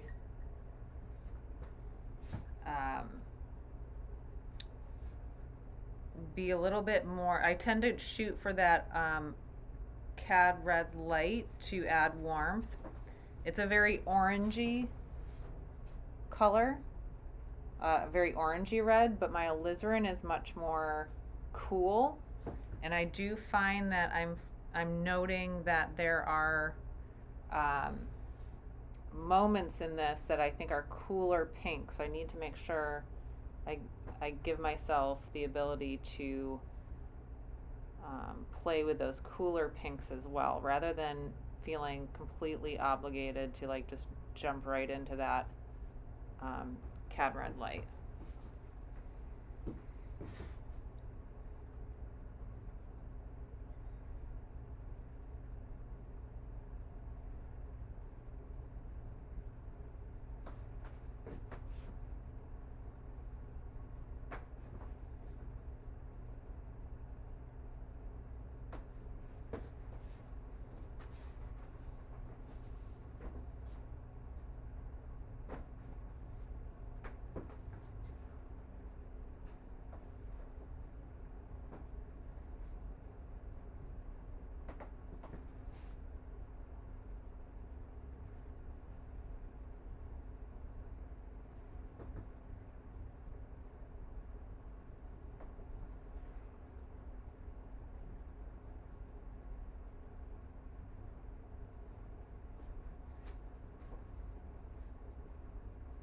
My brush is getting a little contaminated, so I'm just trying to fill that space. I'm going to go back in and make some adjustments.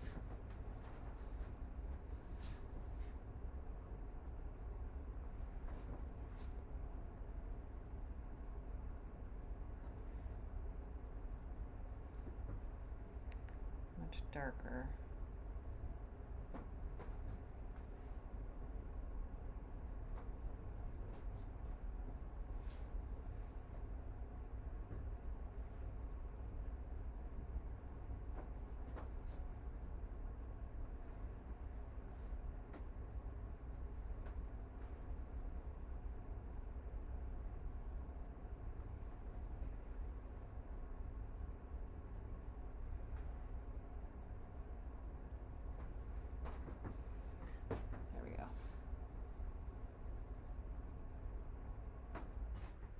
I lost it. I had it and then I lost it.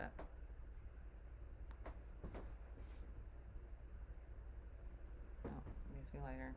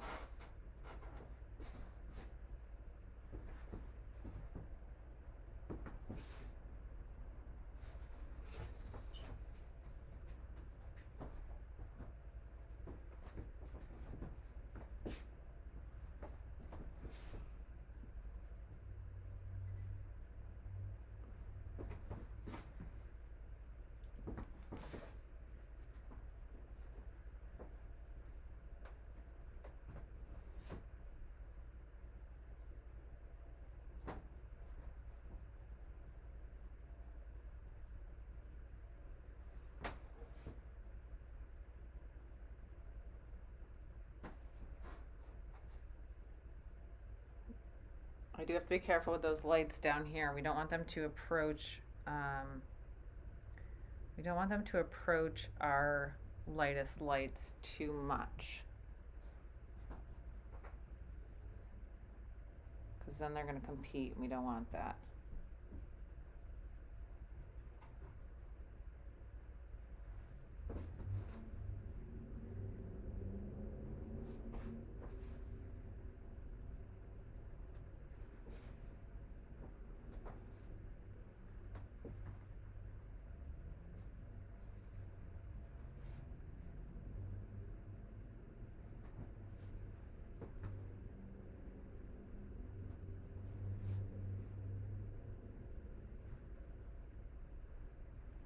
Kind of making a mess in here. I gotta be careful.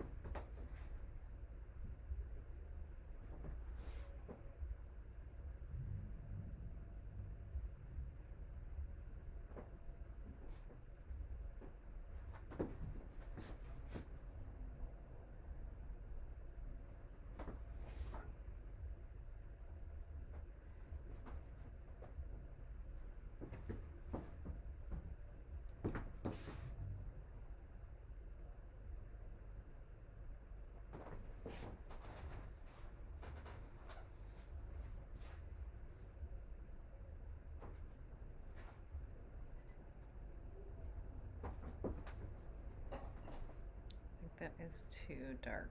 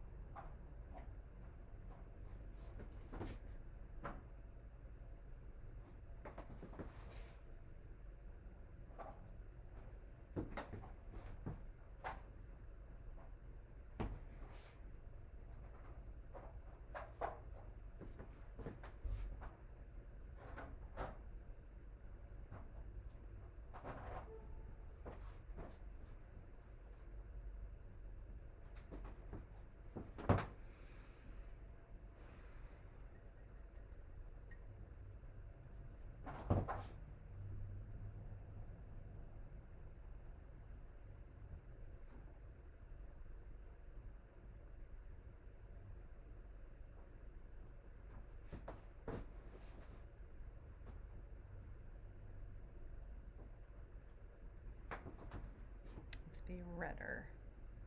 A little too dark in value, a little too low chroma.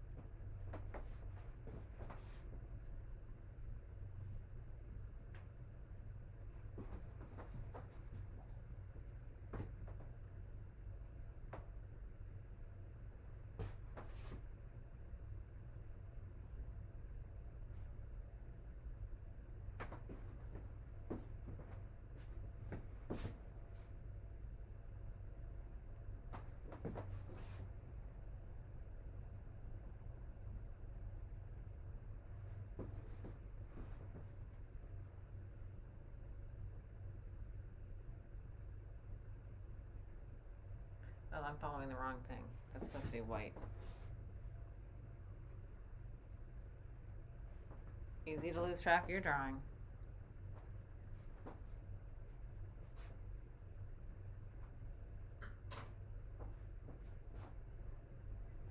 This is going up here.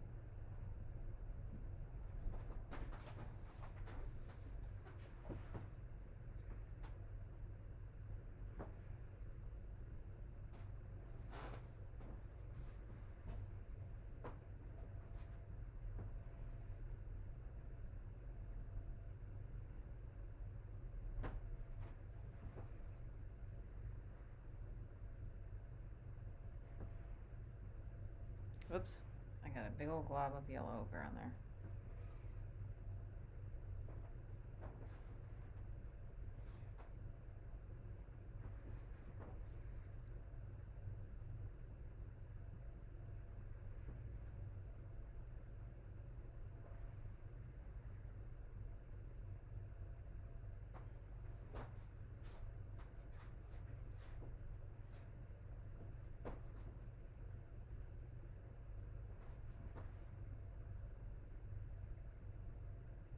I'm adding cad yellow to this because when I add white to the yellow ochre, it drops chroma too much, I think.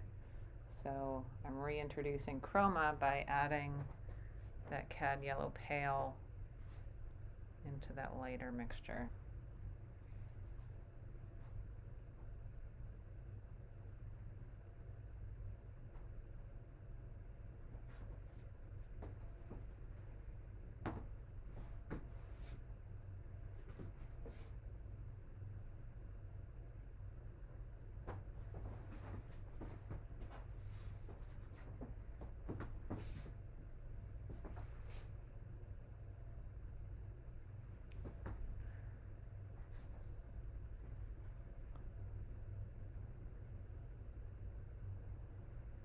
I introduced a little bit of neutral right there because I felt like I could use it.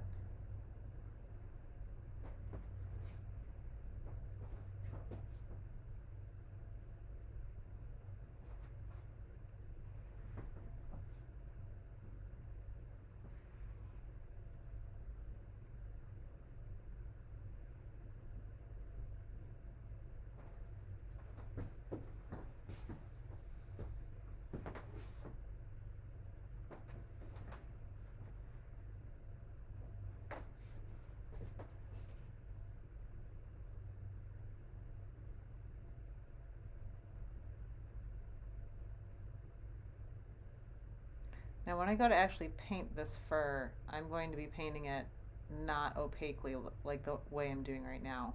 I will be working transparently in some way and working with achieving different textures.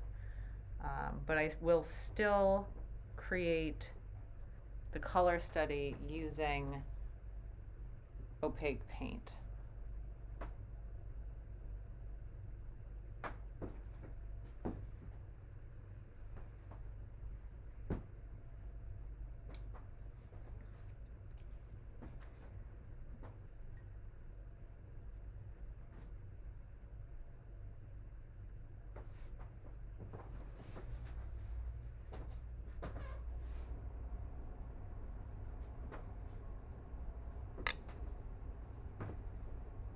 So I'm putting this white on pretty thickly because I need it to be totally opaque.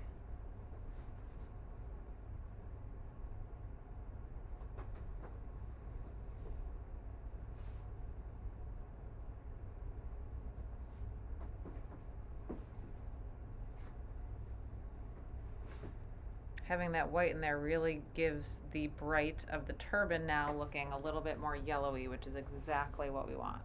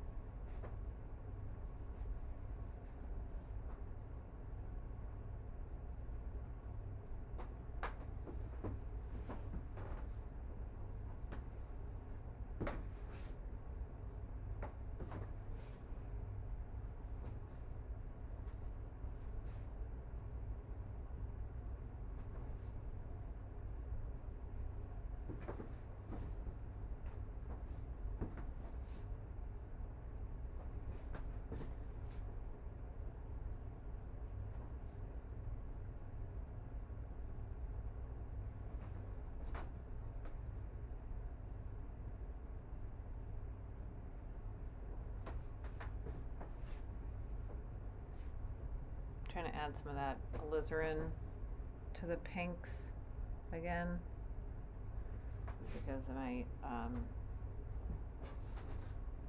it's feeling a little too cold with the other thing I put in there.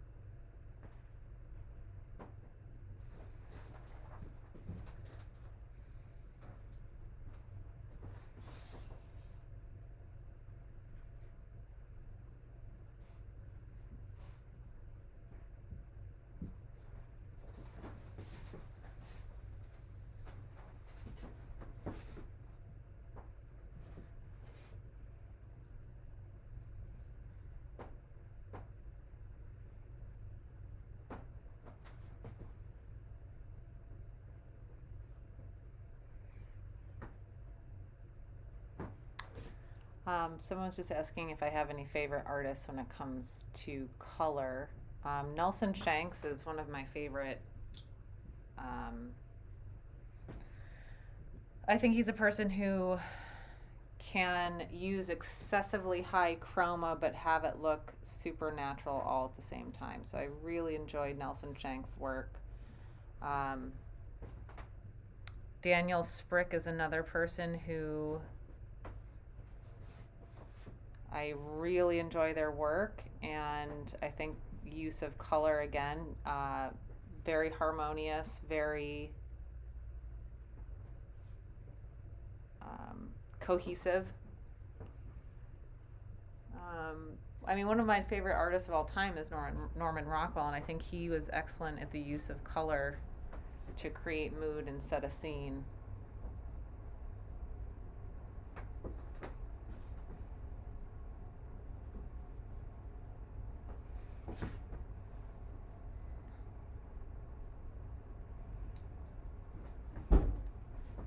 You know, I tend to, especially working from life, I tend to be shooting for pretty much the colors that I see in real life, or I'm trying to replicate this like really interesting visual experience that I'm getting in real life. However, you know, there's times that, you know, the content dictates some adjustments. So that's where inventing color can be a challenge. I think having having an understanding of how light works in space and light logic and form and all that type of stuff is really helpful, especially when you do want to go and start inventing situations. So I work imaginatively sometimes. I don't think it's a solid strength of mine, but I do it. And I do find that having color studies, so for example, I had a painting, if you look on my website, there's a painting called Not My Circus. And it's a painting that is of a large elephant, and the elephant is in a field with a bunch of crows. Now, I had to piece that together with photographs, obviously. It's not like I could actually get that to be, you know, sitting in front of me in real life. That'd be great, but I can't. So I actually used a color study. I used Photoshop in order to set up the composition and design. But then when I went to go work from, when I needed to actually start rendering the larger painting, I did a color study first where I invented the color scheme, and it was a real challenge. That is not easy, because to me, I always like when there's a very obvious right answer to things, and when you're working imaginatively, there really is no like one right answer. Whereas if I'm working from life, I can very easily see if things are working and acting the way they are in real life. So that can be a challenge, but those color studies can feel like a very low pressure way to explore some relationships, explore a color experience.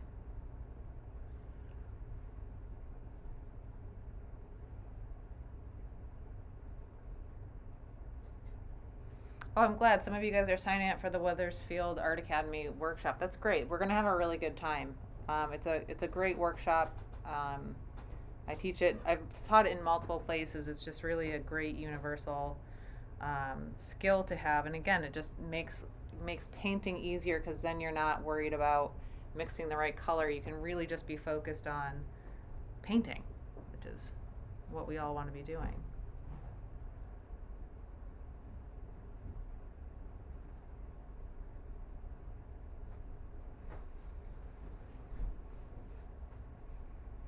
I think color can be hard for, color's hard for a lot of people.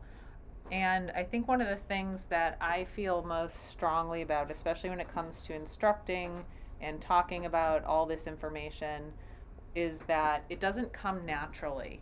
This is not information that you should just kind of already know. And I think the difficulty for me when I was first coming to, first wanting to be a painter and like trying to figure out working completely um, self taught, was that I really struggled because I didn't have any direction, and I thought I was supposed to just kind of be able to figure a lot of this information out. And so when I came to ARA Boston and I was finally given some technical training, and it really opened my eyes to what is possible when you understand. It's basically the understanding that knowledge is power, and that knowledge opens up doors and frees you to make the work you want to make, rather than being restricted by your ability to learn on your own. So I feel very strongly about classical training, not just classical training, but just technical training where someone's actually walking you through how to do things and giving you actual instruction. I've had too many instances where I've saved up money for a class and I felt like I didn't get any actual instruction out of it. It was basically, instead of just struggling on my own, I was just struggling in front of somebody else. So that was always really frustrating. So when I teach, I want to make sure that you guys are having not that type of experience. And I feel really strongly about the fact that, now I'm able to make the work I'm happy about. And all it took was someone just walking me through this widely available, really fundamental information that just completely made sense when someone was explaining it to me, pointing things out, showing me things. It really was super eye-opening for me. So somebody was just asking what inspired me to get into art. I kind of always knew I wanted to be a painter. I don't know why or how. There's nobody in my family who was a painter. I didn't know any artists, so I don't even know why that even occurred to me. But I always wanted to be an artist, but I was never really like that artsy person. I'm sure you guys all know that person in high school who was always drawing and was always really good at art, and I was not that person. And so when it came time for college, I wanted to go to art school, but my parents were not super thrilled with that idea. And looking back now, I can see why. My work was real. I was pretty mediocre at best. So I actually ended up with a degree, going to college and getting a degree in math, which was, exciting. I actually do really love math. I originally went for engineering, but while I was taking all my math classes, I'd like take all the art classes my school had to offer. Now, we only had one art teacher for the whole art program at Roger Williams University, and he was a super, super nice guy, and we had a lot of fun, but it's not like I was like deep diving into anything. So, I came out of school, I ended up with a 10-year career of graphic design and video editing, which is coming in very, very handy these days with the pandemic, is having experience with video editing and graphics and stuff like that. But I kind of always knew I wanted to be a painter, but I would still paint at home and paint, I'd be working 70 hours a week and then coming home and trying to paint. And I was just like, not very good, to be honest with you. And yes, no, they weren't adding up, as you say. That's quite funny. I like that. So I just kept taking CE classes at random places, which I was not thrilled with because, like I said, I would sign up and then I'd save up all this money to go to school, or not to go to school, even just taking a CE class, because I was like, oh, I'm taking it from this really high level, awesome place. It's going to be an amazing class. And I spent $400 on a class, and it was basically just me struggling and them telling me my painting was good when I knew very well that it was not good. And that was so frustrating. So, I moved up to Boston because my husband got a job up here and I was working freelance. So I moved up here, and I happened to find, when I was searching for more shitty CE classes, um, sorry, they're not shitty. They're just not what I was looking for. What I was looking for. When I was looking for more classes, I stumbled on the ARA Boston website. And that was really where, when I came and visited this school, we always joke about how I always tell the story where I walked down to the school and I got off the subway and I walked to school, and then I get into the elevator, and then the elevator doors opened. And on the wall was all this amazing artwork, and I just couldn't believe that there was like all this artwork and these people did it, and I was just so psyched. I was like, oh my gosh, if these people can show me how to do work like that, I'm going to be a very happy camper. So I ended up obviously drinking the Kool-Aid once I got here, because all of a sudden my artistic voice had a language and had like the capability to make work that I was super excited about, rather than being limited by what I could figure out on my own.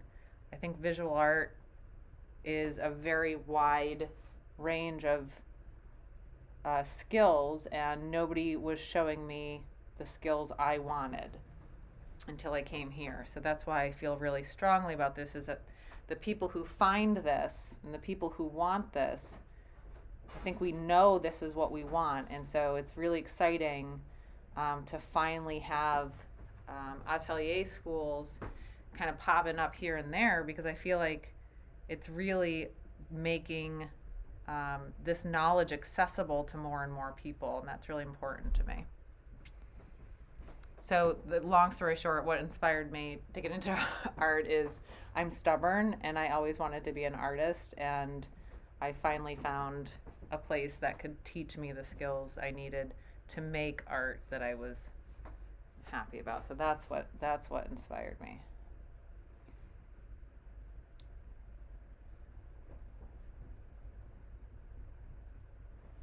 And then I eventually, it took me 8 years to really transition out of my job as a video editor. Coming from a family of financial planners, I was relatively prepared to take the slow road to changing my career. So when I was asked to start teaching here at the school, I jumped at the chance because it allowed me to free up time. Well, not time. It allowed me to start saying no to freelance work, which freelance work was really great and lucrative, but it really wasn't where my passion was. So that's when I started making that switch.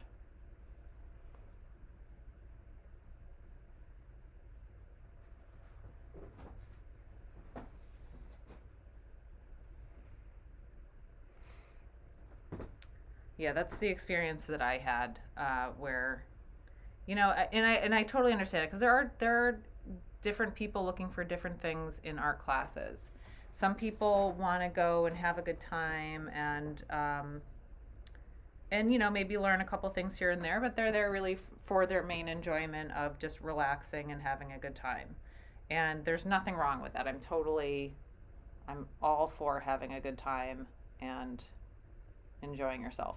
But when you're extremely frustrated and you feel like you can see paintings that are awesome, but you don't know how to make them, that can be extremely frustrating. And so that was my experience, where I just didn't know. I just thought, there was a point at which I almost gave up. I was like, well, I guess maybe I just don't have it. Like, maybe I'm not good enough.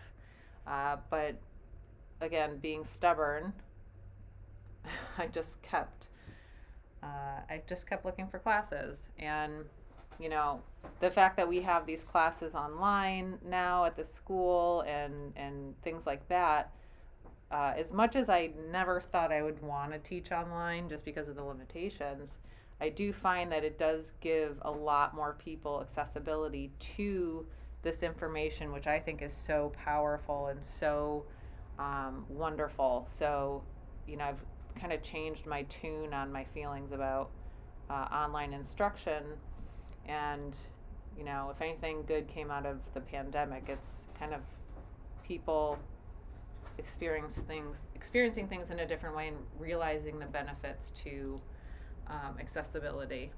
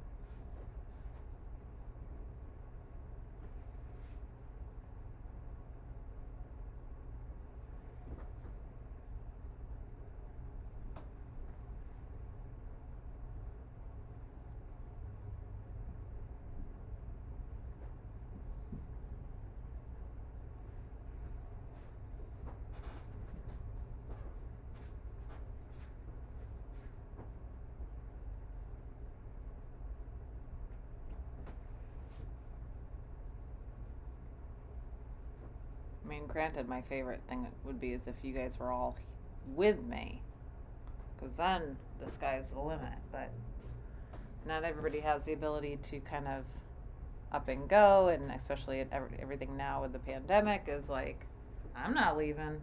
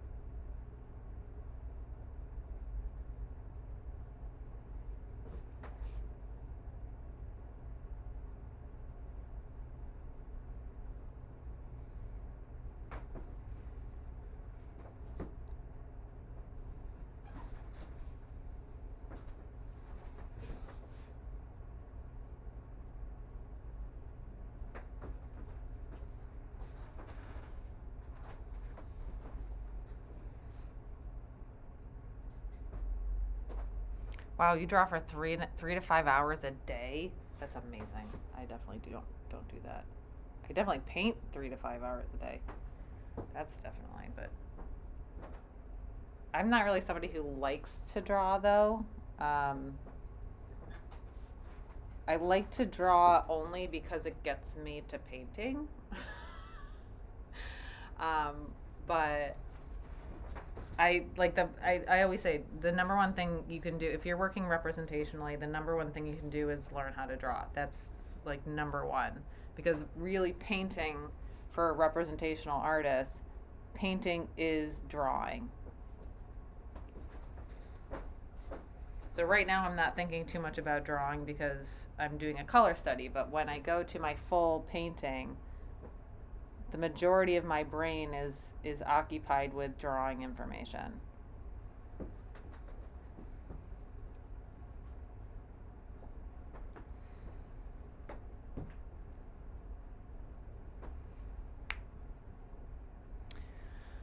I sometimes get the reason I tend to get stuck on paintings. I'm a little, I guess I would say maybe a little OCD or a little type A.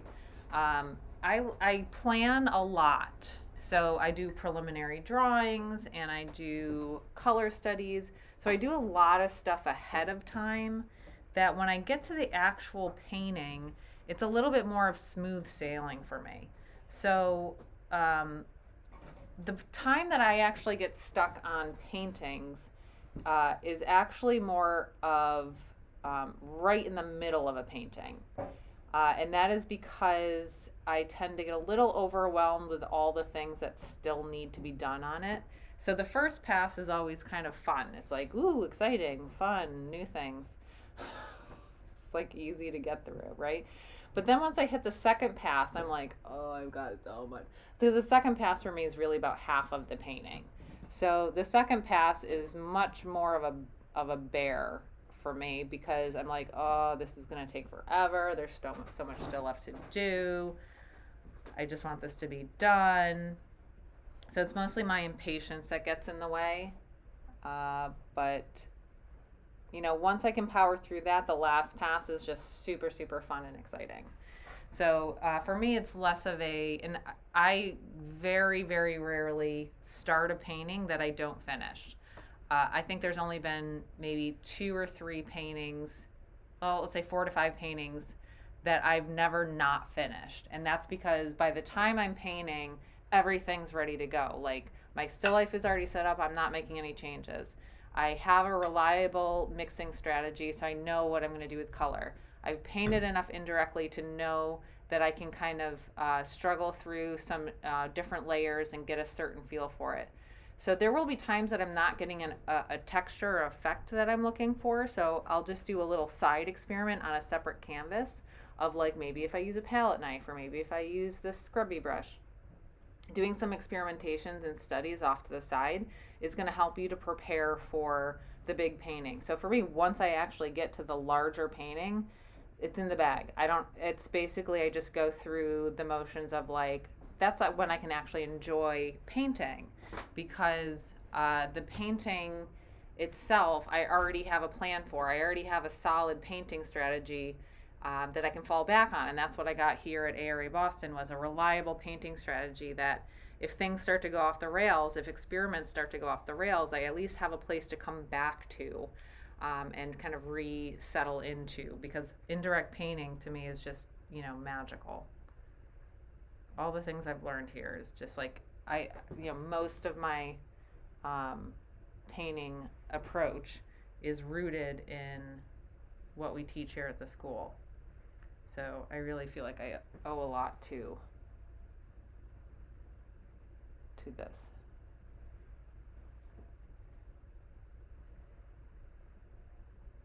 When I say mixing strategy, I mean like a reliable way to continuously make the same colors. So, and that's where, like, you know, my color boot camp class, I talk about the strategy is like, how do you mix a color? That's the strategy. And so the way that I typically will approach color mixing is, I do have I have a basic knowledge of the Munsell color space. That is a way that the color space is physically shown. So rather than a color wheel, I'm aware of and I'm familiar with color space, and that's a 3-dimensional space that color occupies.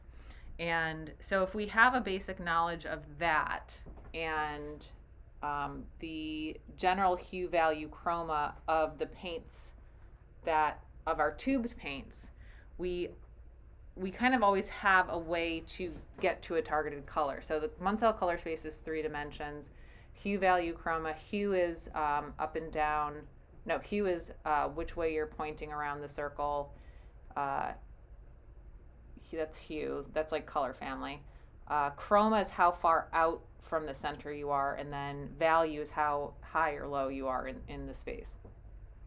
So if you know, like, I have yellow ochre is over here, and ultramarine blue is over here, if I mix them together, I'm going to end up somewhere in between, right? So, like, I kind of have an idea of where I'm going to end up. So my mixing strategy is, all right, if I'm trying to hit that color, what's the closest things on my palette that will get me there in just maybe two pigments? So, like, if I'm talking about this color, I'd say, All right, burnt umber and cad red light. So it's a dark, low chroma, low value red, but cad red light is a high chroma, high value red. But the two of them mixed together is going to get me close to that.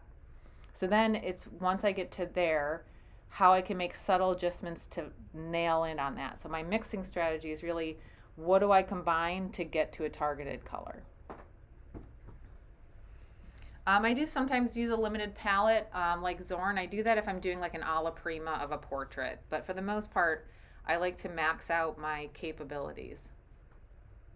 And by max out my capabilities, I mean use as much, I want to like use my full range of colors.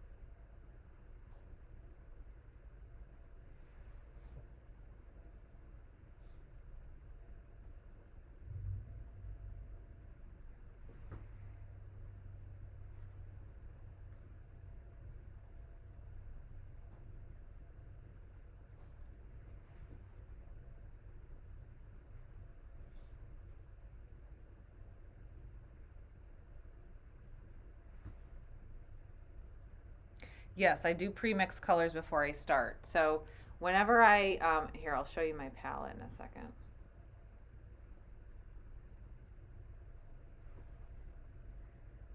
I don't pre-mix all of my colors. I pre-mix approximations for the general. So like sometimes a light, sometimes like a light, a halftone, and a shadow color for a certain area. It all depends on where I'm working.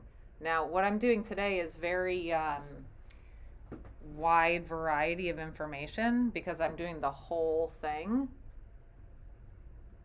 So I have a lot of premixes mixed up, but normally if I'm working a painting, I'm not working the whole area all at once. I might be able to do that in a first pass, but I'm very likely not going to be doing that.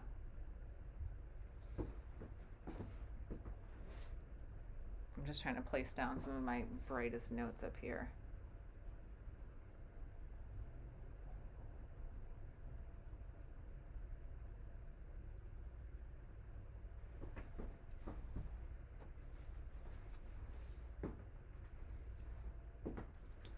All right, so my palette's gotten a little bit messy. Whoops. But those are all my tubed paints up there. And then I've pre-mixed, you see I've gotten a little crazy, but I've pre-mixed a bunch for the turban. I pre-mixed some violets, and then these are also some of the skin tones. And then I do branches off of those where I'm making adjustments. Those pre-mixes aren't perfect, they're never perfect. But they're, decent approximations.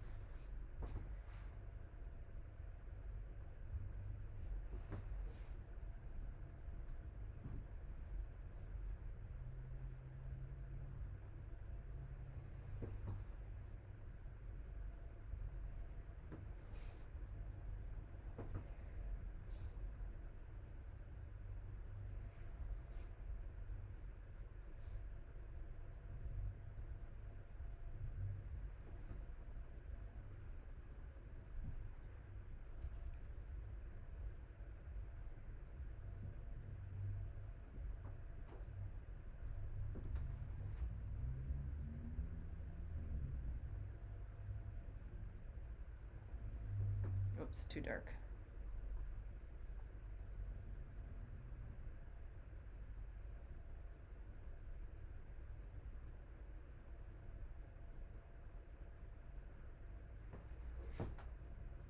Yeah, the titanium, it darkens after it dries. So if you've color matched something and all of a sudden there's an area that looks different, it's probably because of sinking in. Or not sinking in, it's from the titanium white drying differently, but sinking in will also change the value. So sinking in being that your paint dries matte, meaning not glossy. And so what that'll happen is that'll deceive you as to what your paint actually looks like. All right, my paint up there needs to get a lot lighter next to that bright, bright, bright. That's why your key is helpful.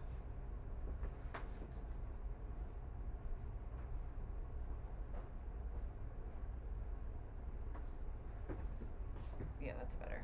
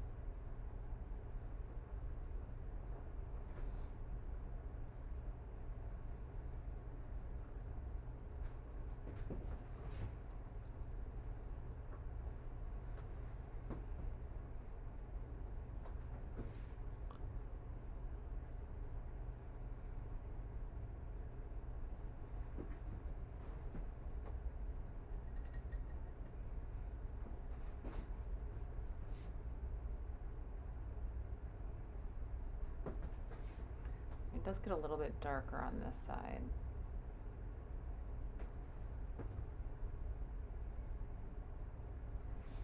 Maybe a little bit yellower too. Ooh, I don't know if I like that. That's better.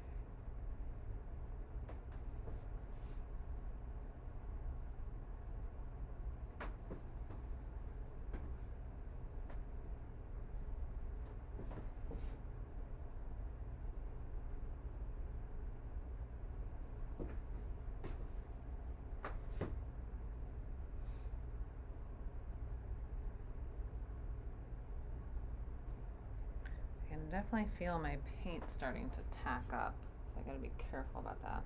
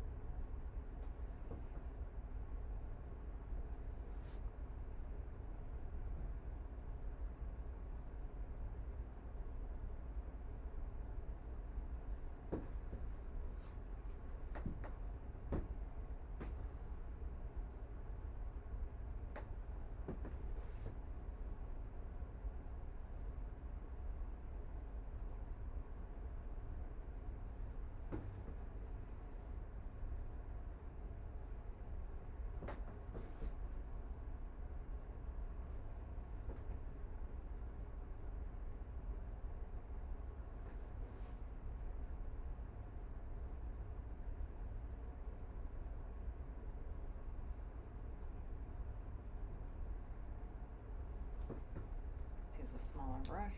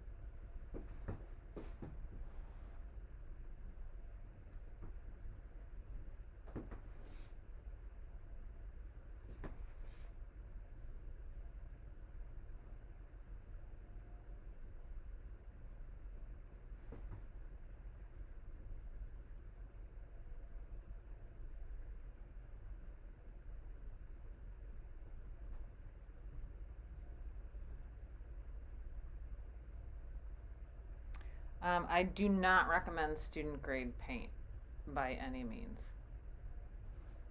If you are having trouble affording things, I would say there's only so much you can do, but student grade paints, in my opinion, are not worth the savings because they're actually just made with more fillers, meaning there's less actual pigment in your paint.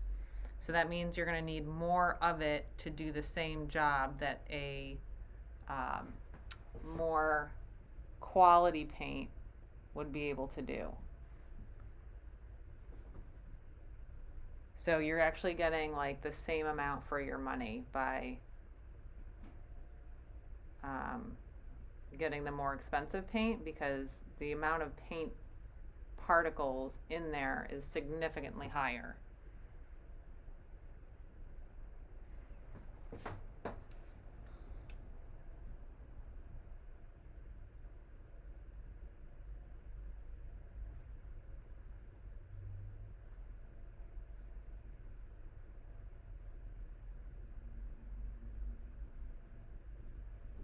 It's kind of the same thing with like cotton canvases and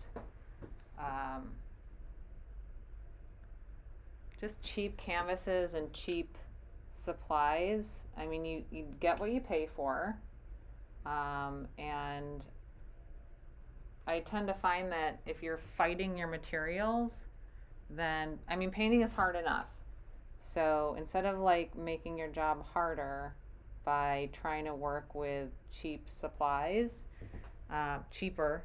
Now, trust me, I am all for not spending money.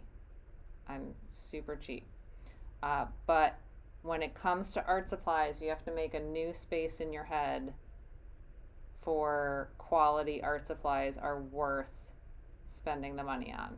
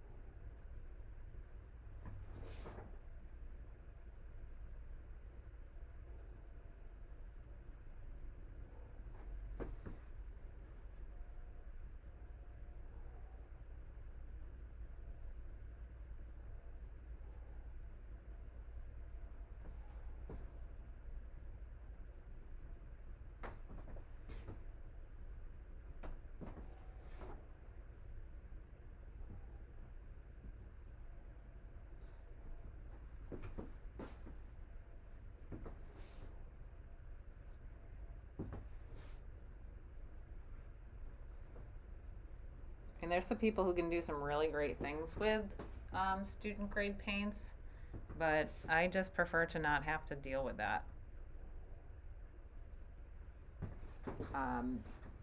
Again, it's you get what you pay for.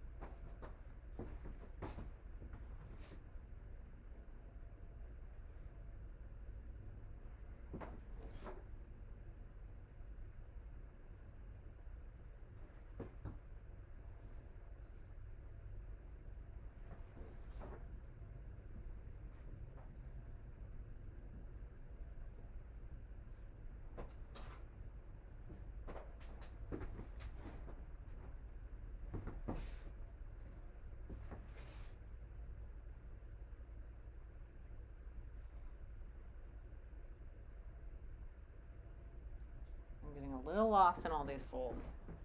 can just try to keep it simple.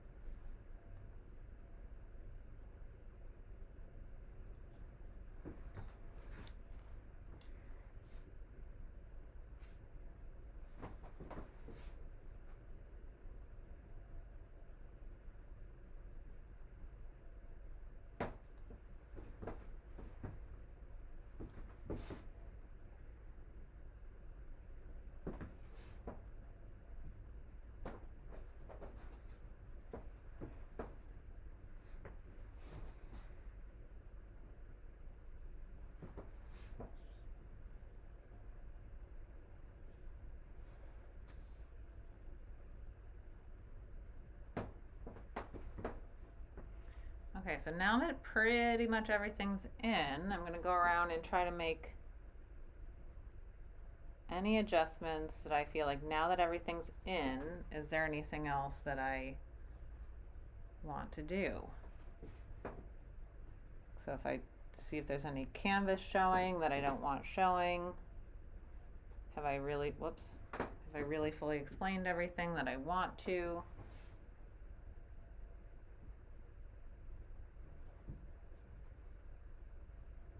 I will recheck light logic. So is information reading like shadows when it should read like lights, or is there information that reads like lights when it should be shadows?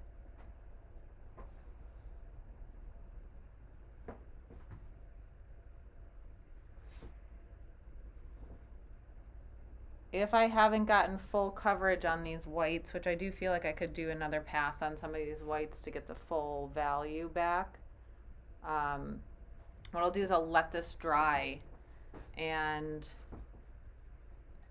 I'll let that dry and then come back and do not a whole nother pass, but to reapply some of these these lights. I do feel like some of them are reading a little transparent. So I just want to like, might come back and restate some of these. I don't worry too much about buildup in this because, again, the goal is information gathering and not perfection.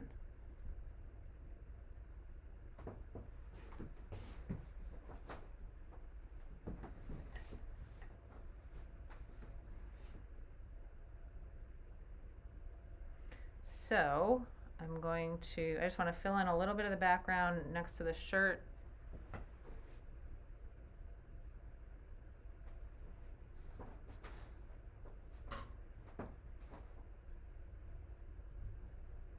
I'm a little oily here.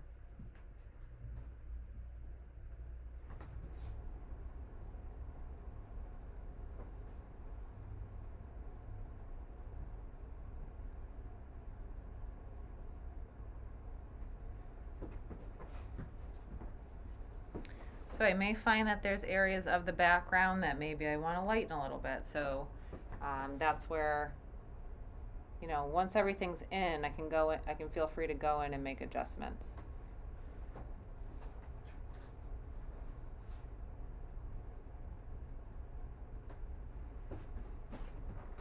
But the nice thing is that everything has a context now, and that's important because then that makes it easier for me to make decisions or confirm or adjust things. I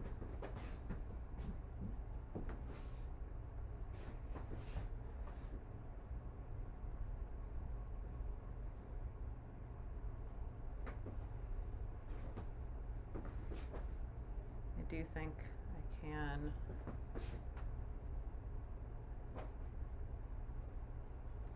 lighten some of these.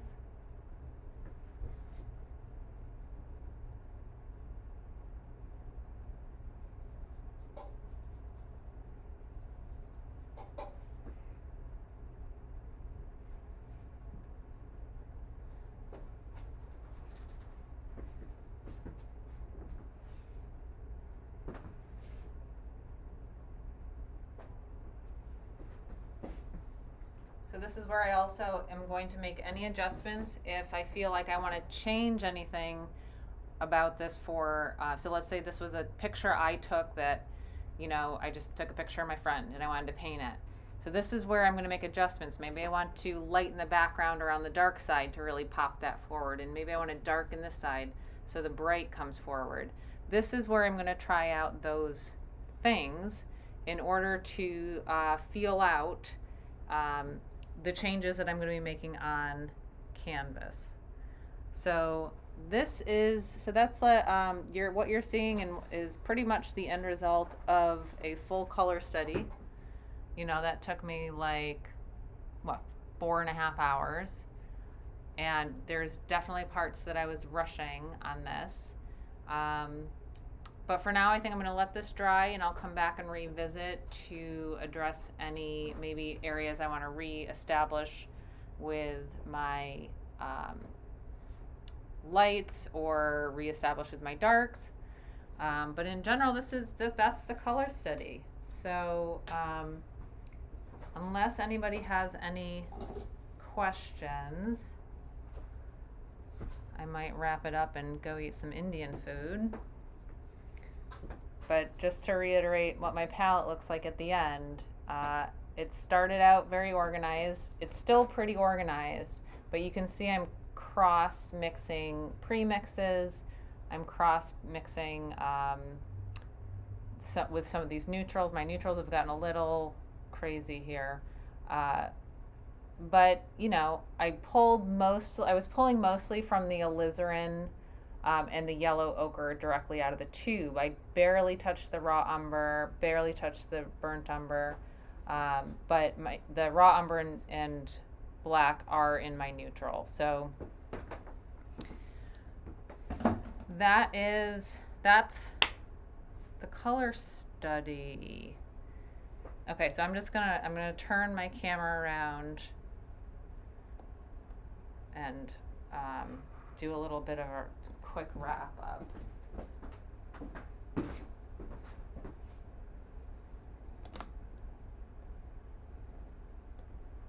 Okay, so, wait, hold on, let me just do this really quick.